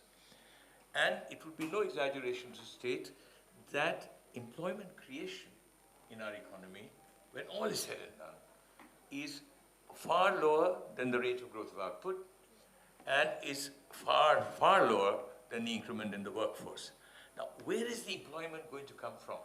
This is a question we wrestle with, not just as academics or industry leaders, but also it is India's biggest social, economic, if not political challenge, joblessness. Now, there is a very large surplus of labor in the rural sector. Insofar as the share of agriculture in employment is 45%, although its share in output is 18%. Okay? And there is no prospect of labor absorption in agriculture because the employment elasticity of output is 0, which means if output grows by 5%, employment goes by 0%. Yeah? And in some states, it's become negative. Yeah? People are displacing labor. Now, the employment created in India, if I take a 50-year view, 75-year view, is either in construction, and that's 12% of the total. And that's not yours, Amit, or Rajiv's, that's mostly in the informal sector. Or in low-skill services, which provide 22% of total employment in India, often in the informal sector, which is an employer of the last resort with low income and poor quality jobs. Now, the problem is that the possibility of moving unskilled labor from low productivity occupations in low skill services to higher productivity occupations in high skill services is near zero. Now that's quite unlike the manufacturing sector, where in a steel manufacturing firm, someone can go from being a worker on a shop floor 30 years later to being a senior management person. That possibility is not there, except in manufacturing. Now, I know that you know, we are, in a sense, all of us as a society are hoping against hope that we will find some magic wand that will create employment. Because at the end of the day, you know, we must remember that labor is not just cost on the supply side, it's also a market on the demand side. So there's a virtuous circle, you know. Now, why do we want manufacturing? And I will stop in 2 minutes and invite questions. I would urge you to stay for 15 minutes because we'd like to take the questions. We'd like to our panelists to respond to them. You know, the rationale for manufacturing-led growth in India is very strong. First, the formal manufacturing sector provides the only path to good quality jobs for new entrants, even if they come at a low skill level, semi-skill level. And it is the only means of mobilizing India's most abundant resource for the purpose of development, people. And we know from history that it's people who are the source of growth. Surplus labor is a source of growth. Why is India now going to be the only growing economy? Because until 2045, we have a growing workforce. But we are not able to use it. Second, it has a potential for moving workers from low skill activity to middle skill activity to higher skill activity. Now, and three, at the end of the day, you know, it is also about extending production possibility frontiers because it's about R&D, it's about learning, it's about innovation, it's about upgradation. And, you know, there's no country in the world that has become rich without having been industrialized. So we have to find, and there will be, despite AI, despite bots, there will be areas, clothing, footwear, resource-based manufacturers, which will continue to be labor-intensive, despite AI. Now, the only question I have for the panel is what can we, you know, the manufacturing is represented here by Sun Pharma, yeah? But what is it that we can do that might create possibilities of employment in manufacturing? Assuming, you know, there are many possibilities in all the sectors you've spoken about, yeah? But garments is the big one. And we are, you know, when the MFA was dismantled, everybody expected we were the biggest gainer. It's Bangladesh and Vietnam. Vietnam has doubled our exports. Okay, now, what I'd like to do, I just thought I would share the big picture with you. In a sense, it's important for you to see. And remember that manufacturing is only 9% of total employment in India. Yeah. Low-skilled services are 22% of employment, but only 9% of output. High-skilled services are 21% of output, but only 7% of employment. So we have these huge asymmetries. I just want to put the big picture there. Now I have a list of 6 or 7 people who want to ask questions. So if you would allow me, and you can put up hands, and I will see. Okay, I see you, madam. Okay, Nisha, I see you. If time allows, yeah, I'll do my best. Yeah, I see many ladies, and I have some names here. Sher Vedic. Thanks, Deepak, and a big thanks to all of you for this very interesting panel. My name is Sher Vedic. I'm from the International... Is it? It's okay? Put some Maybe another one's on. Yeah, so I'm from the International Labour Organization, and I hope you know who we are, the only tripartite agency of the United Nations, and we look at issues from not only from a government perspective, but of course also from an employer and trade union perspective. So it's very, important to see such a panel here tonight to provide this perspective. It's something that's very much at the core of the ILO. But let me just come to the questions, and partially covered by Professor Nayar's intervention. But first question is about the role of policy. Because the sense I got that many of your business models were doing very well despite what was out there. I mean, the situation was positive, things were developing. Some reference were made to certain policy issues. Sapna talked about the apprenticeship program of the government. Shiva, you talked about the the need to look at overcoming those barriers for women. So the question there is, for the others who didn't necessarily specify much about policy, what policy area would you like to see change to support the growth of business and job creation?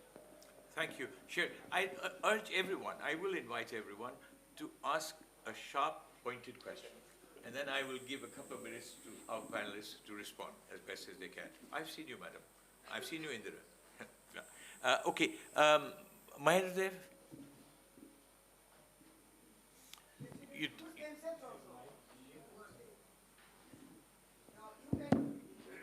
Sorry? Yeah. Go ahead. Okay. I mean, I'm Mahendra Dev. I'm in the board of IHD. Yeah. So. Yeah. Well, above all, you're Mahendra Dev. Yeah. He's also. No, I have a question on attrition because everybody is talking about attrition. I'm in Axis Bank also as independent director. There also we have 25%. So we asked the HR person, how we can increase reduce the attrition. What is happening to these people? I mean, the attrition everywhere, particularly in the service sector, manufacturing will be less. So they are becoming unemployed or going to the competitor. For example, banks, they shift from Kotak to ICICI or Axis or some other places. So are they shifting like that or they unemployed here? And second one is the ESG. Now many companies are doing. So what is going to be the impact on labor? For example, in the ESG, S is the social sector where labor standards and other things which people talked about. And also the diversification, women share also has to increase. So what are they doing on ESG aspect? And thank you. Thank you. Professor Alak Sharma. I think this was a fascinating panel, and I think there is a need of more such debate in future between academic and industry leaders. I have a few comments, 2-3, which will complete in 1-2 minutes. First of all, we know that you can't, you will be guided by industry everywhere in the world, will be guided by profitability in creating jobs. In India, probably it is going to grow at high level in next 15-20 years. Youth explosion will be there. After that, it will decline. Probably nobody, because this is an uncertain world. Jobs will grow. In India, major issue is quality of jobs, which is in your hands also. Because profitability of Indian industry has been rising. So why don't we invest in quality of jobs, training and all that? So this is my one thing. Employability, issue of high attrition. In the panel was so fascinating. Some people said their own experiences. Sun Pharma said that attrition is low. So you learn from each other experiences. I'm not going to say, I know. But some things are not in your hand, employability and all that. Related to quality of education. There's a darkness, higher education. Why government schools not performing at all? Azim Premji is investing a lot in this area. Why don't you also invest? This is regarding training and all that. See other countries' example. Brazil, I know. Industry, I am principal person here. Industry necessarily spends some percentage of their income on training, job training. Why don't you do? The last thing, things are going to change dramatically, uncertain technology. What do you think about how we are going to face? Lack of data. Things will change dramatically every month. So don't rely on only on market data. Rely on credible data, create that data. in which we can help you. Thank you. I have many things, but... But that's 5 questions, Alok. Okay, now hang on. I want a sense from our panelists and from people who have had the patience to sit through this evening. It is late. How long are you willing to sit here? Because I have a list of, and I'll get the gender balance right. I have a list which has Ravi Srivastav, Jimul Oni, Jerry Rogers, Indira Hirve, the lady over there whose name I don't know. So that's 1, 2, 3, 4, 5. Okay? Now, I can take all 5 questions if our panelists are willing, but I have a request. 1 minute each. Just pose your question. Yeah? And I will, oh, yes, madam. I see you too. Only, time is an inexhaustible resource. I'll do my best, yeah? And patience is too, on your part. Okay, let me go to Jimul Uni, Indira Hirve. Jimul's gone. So Indira Hirve, and Indira first, and then Usha. Yeah. Indira, 1 minute, one question. Yeah, 1 minute. Okay, we are very happy that our economy is moving from 5 trillion to 10 trillion or whatever. We are moving very fast, GDP-wise, and that's really good. But the question is of share of workers in that. Because the wages are not rising to the level it should rise, and share of workers is declining while profits are rising. Now, government has to do a lot in that context, for example. But as leaders of corporate sectors, can you kind of think in terms of universal social security for them? Can you kind of ensure in terms of wages, fair wages to them? And apart from that, can you take up activities which government will also take up and should take up, like skill formation for these workers so that they can go up? Can you think in terms of education to their children or something like that? So if these activities also can be taken up in a much bigger way than what you are doing, then it will be good. I'd be grateful, Indira. I'm really sorry. But yes, please go ahead now. Your turn. Thank you so much. This is Usha Mishra, Chief of Social Policy with UNICEF Nepal Country Office. Just a tongue-in-cheek comment first for Gopal. Please don't go for grade 6 because grade 8 is SDG basic education. So please look into that. Question is kind of related to some of the comments which have been made. Even he didn't understand. We did not understand what you were saying. Oh, okay. Because you said you want to go to the 6th graders. Please don't do that because the SDG indicator is for basic education, which is grade 8. Okay. So that's tongue-in-cheek, just a minor comment. Okay, ask your main question. Main question is this, kind of related, GDP growing. Can I get from some of you, and there was great intervention from Shiva and also to a certain extent from Sapnaji, in terms of how we are creating decent jobs, because the session is about decent jobs, it's just not about jobs. We heard lots about jobs. The question that I have is this, are there examples of where your wages have increased commensurate with the increase in the profit or commensurate an increase in inflation? Are there examples of that? And is it possible? Is it financially sustainable? Thank you. Okay, now I'll go to Ravi Srivastav and Jerry Rogers. Oh, okay, you withdraw, then I'll give that space to the lady after Ravi.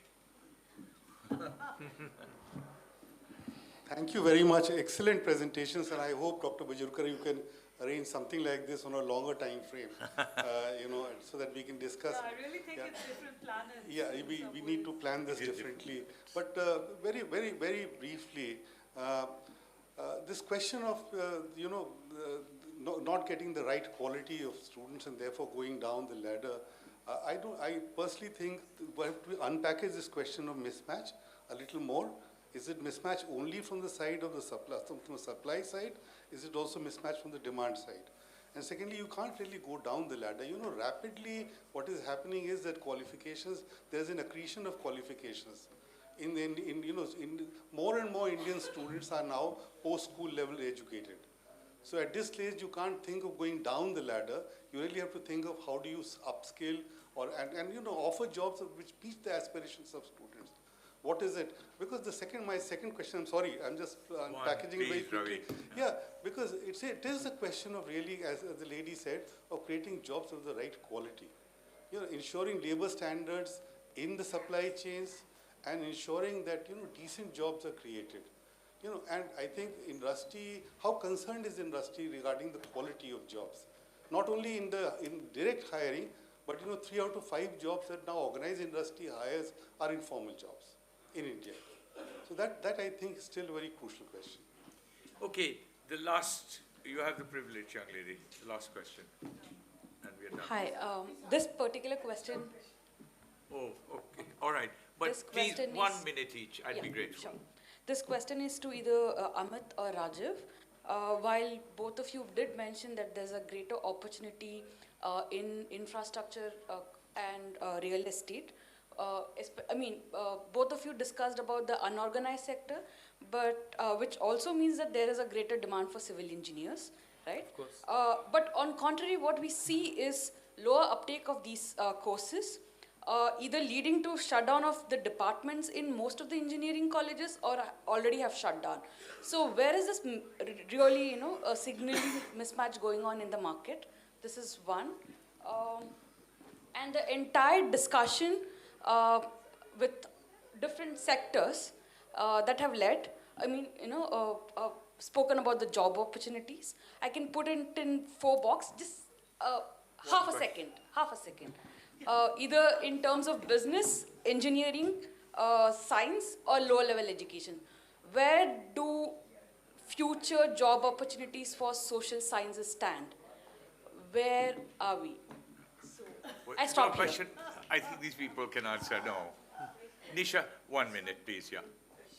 And this is really related to the 2 sectors, that is Amit Sinha's and construction sector, and the Mahindra's other sector, that is Mahindra Automobiles. So my question is really that, the very impressive kind of, I was very impressed by your sympathy for the workers' working conditions and exactly, their arduous working conditions, etc. But one area which was not mentioned is that of occupational safety. And that is one area where recently we've seen reports where of the numerous number of accidents that are taking place, both in the construction sector and in the automobile sector, the OEMs, original equipment manufacturers, are not responsible really because it's down the line that the accidents happen. But don't you see that there is a role for the OEMs also to hold responsibility and to do something about the crushed fingers and the limbs that are crushed because of this? Thank you. Okay, thank you. I have one condition. I see people, there's a rate of attrition from this room. So, in fairness to the panelists, I think everybody present here must stay until we finish. Not like Parliament where you ask your question and leave. Yeah, so I also want to say that I do believe that the world of business, the world of academia, the world that is from the social sector and the corporate sector are, they sound like they're different worlds because often just the language used is very different, the tonality is different. I think the issues occupying are different. And so I just want to say that in all fairness to our panelists to begin with. I also sit on several boards, and I think issues like, safety, et cetera, are very much on board agendas. But what I'm going to do is, since all of you think about some of these issues all the time, if I can quickly pass it on to each of you to just respond to whatever you feel is relevant. So if we can start with Shiva and just go down the line. So I think building a common vocabulary, I think, is really the first place where we have to start. Sure. So there was a question on policy, right? And I think from a policy standpoint, I think the broad policy objective has to be very clear. Oftentimes, we look at fixing a problem and, it's a limited band-aid that we start working on, which really doesn't address the problem, and it also has unintended consequences. So I think, when we look at creating jobs, we should, as the lady there said, Usha said, we have to create formal jobs, jobs which are decent jobs or whatever, however you want to spec it, so that those kind of jobs are the desirable jobs, rather than, jobs which provide limited employment or seasonal employment or employment where there are a lot of risks involved. And, again, drawing from my experience in apparel sector, because it's export oriented, there is a lot of international audits which go along with it.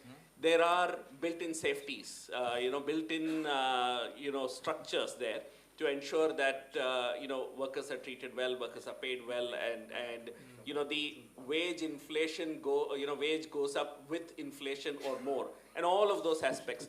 So creating those kind of jobs are probably more important. And again, coming back, I think, the problem has to be solved holistically. So if it comes to women, we have to address, what all are their pain points. If it comes to men, what all are their pain points? Are we addressing all of those to get them back to jobs, right? That's the way I look at it, rather than just, creating investments and measuring investments as a way to see success. Probably jobs also have to be measured, and the policies have to be addressed along with that. You're giving the Companies Act ideas.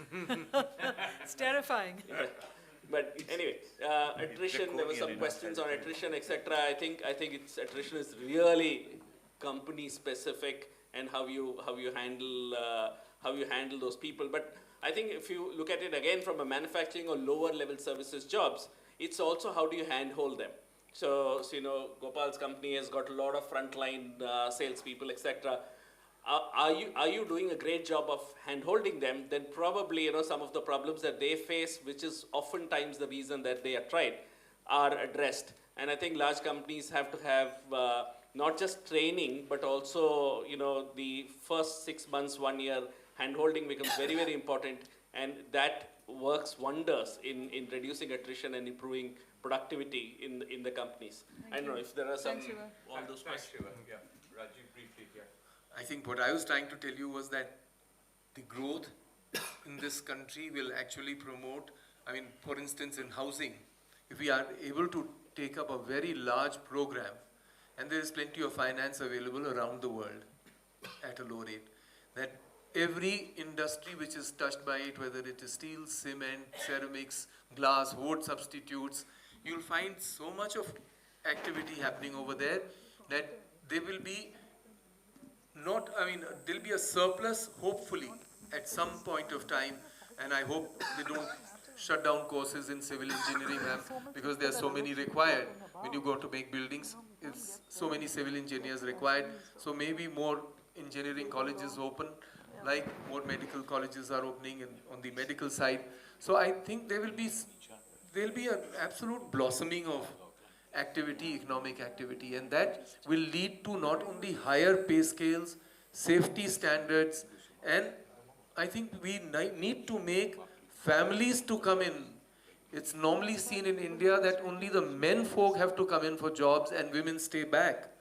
I think it's families, what you said, social sciences. I think society suffers a lot, ma'am, without families coming in. The best example, unfortunately, is from the transport sector, trucking. India doesn't have a trucking system. You don't go for 4 hours and come back into your home. You keep on going away from forever. Similarly, now that's changing a little bit with startups like Rivigo and so on. I hope so. So similarly, in jobs which are located in cities, you need to move families in cities, and I think that kind of a building program will add immensely to economic turnover, to better jobs, to decent jobs, and most of all, kids and women getting not only financial security, but more than that, social security. Gopal? Yeah, I'll keep it very brief. I think, firstly, I'm sorry, I'm going to be provocative. I don't agree with this concept of decent jobs. I don't know what it means, because it has a very subjective lens to it. I think the job has to be a predictable job, because that's what people want. They want, now, the jobs that we have, the 80,000 jobs that I talked about, all of the frontline jobs, we pay a minimum of 23,000 rupees, plus we give them insurance, and so on and so forth. And these are including our associates.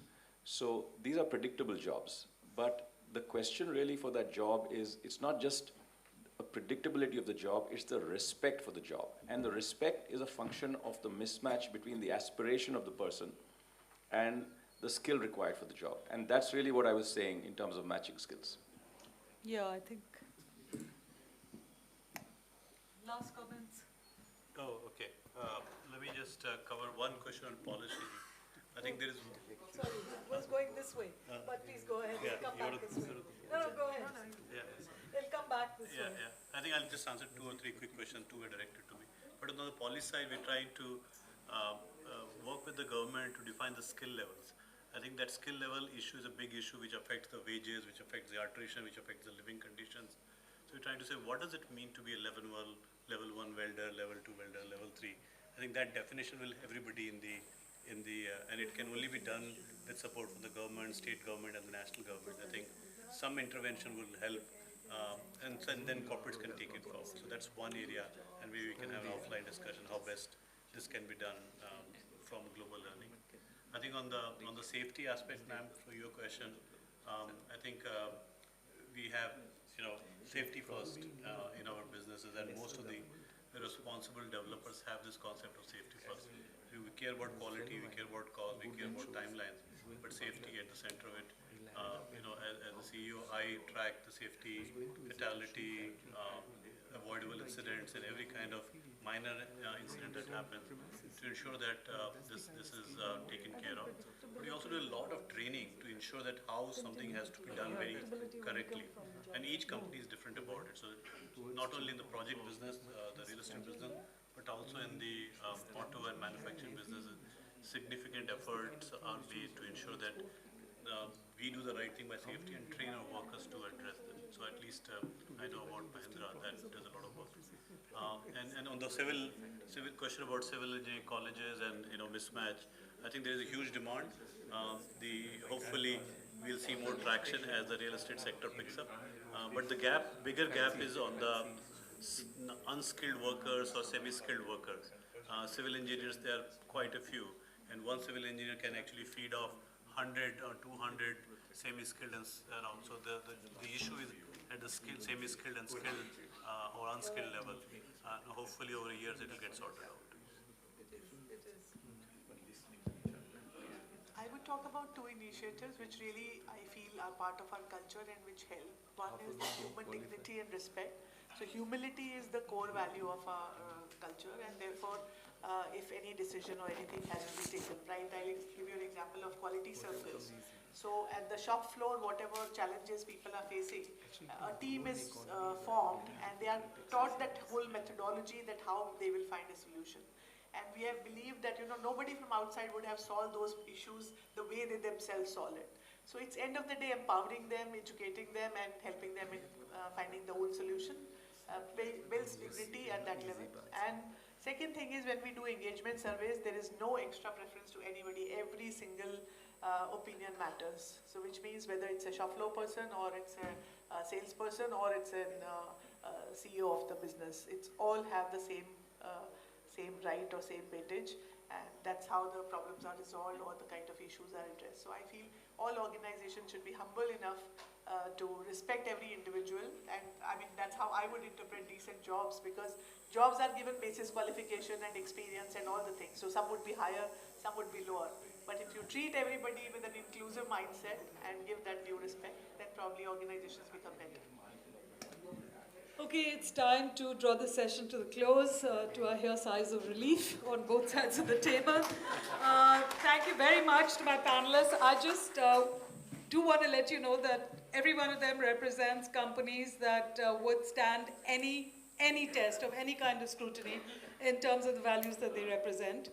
I do also want to say that, I've often felt this, that the vocabularies are so completely different. I once did a session between, there were World Bank people, there were NGO people, there were corporate people, and it was called Fortune at the Bottom of the Pyramid. It took us a whole day to change profit at the bottom of the pyramid. It took us a whole day to change profit to progress, bottom of the pyramid to base of the pyramid, and the pyramid itself was unacceptable to everybody. So I think we just need to stop going into these sessions with blood-sucking capitalists being the view on one side, arguably, hypothetically, and, oh God, bleeding heart liberals on the other side. I think there is a lot of common ground, and I think I would not be fair to my panelists if I didn't state it either. And I think that there is a lot of common ground, and the issues, I think, need people to sit down and, as Sapna was telling me, who spent 2 days here, that we need to have a common vocabulary, and I think we need to understand what the common issues are. And so thank you to the panel, every one of you. Thank you very much to the audience. We've overshot. We would lose our bonuses if timing was an issue. But and last but not least, thank you, Deepak. Thank you very much. Thank you, Rama. Yeah. Ma'am, a group photograph, please. A group picture, please. Just one photo. Yes, as the group picture continues, this brings us to the end of this very engaging session and also to a large, long, packed day.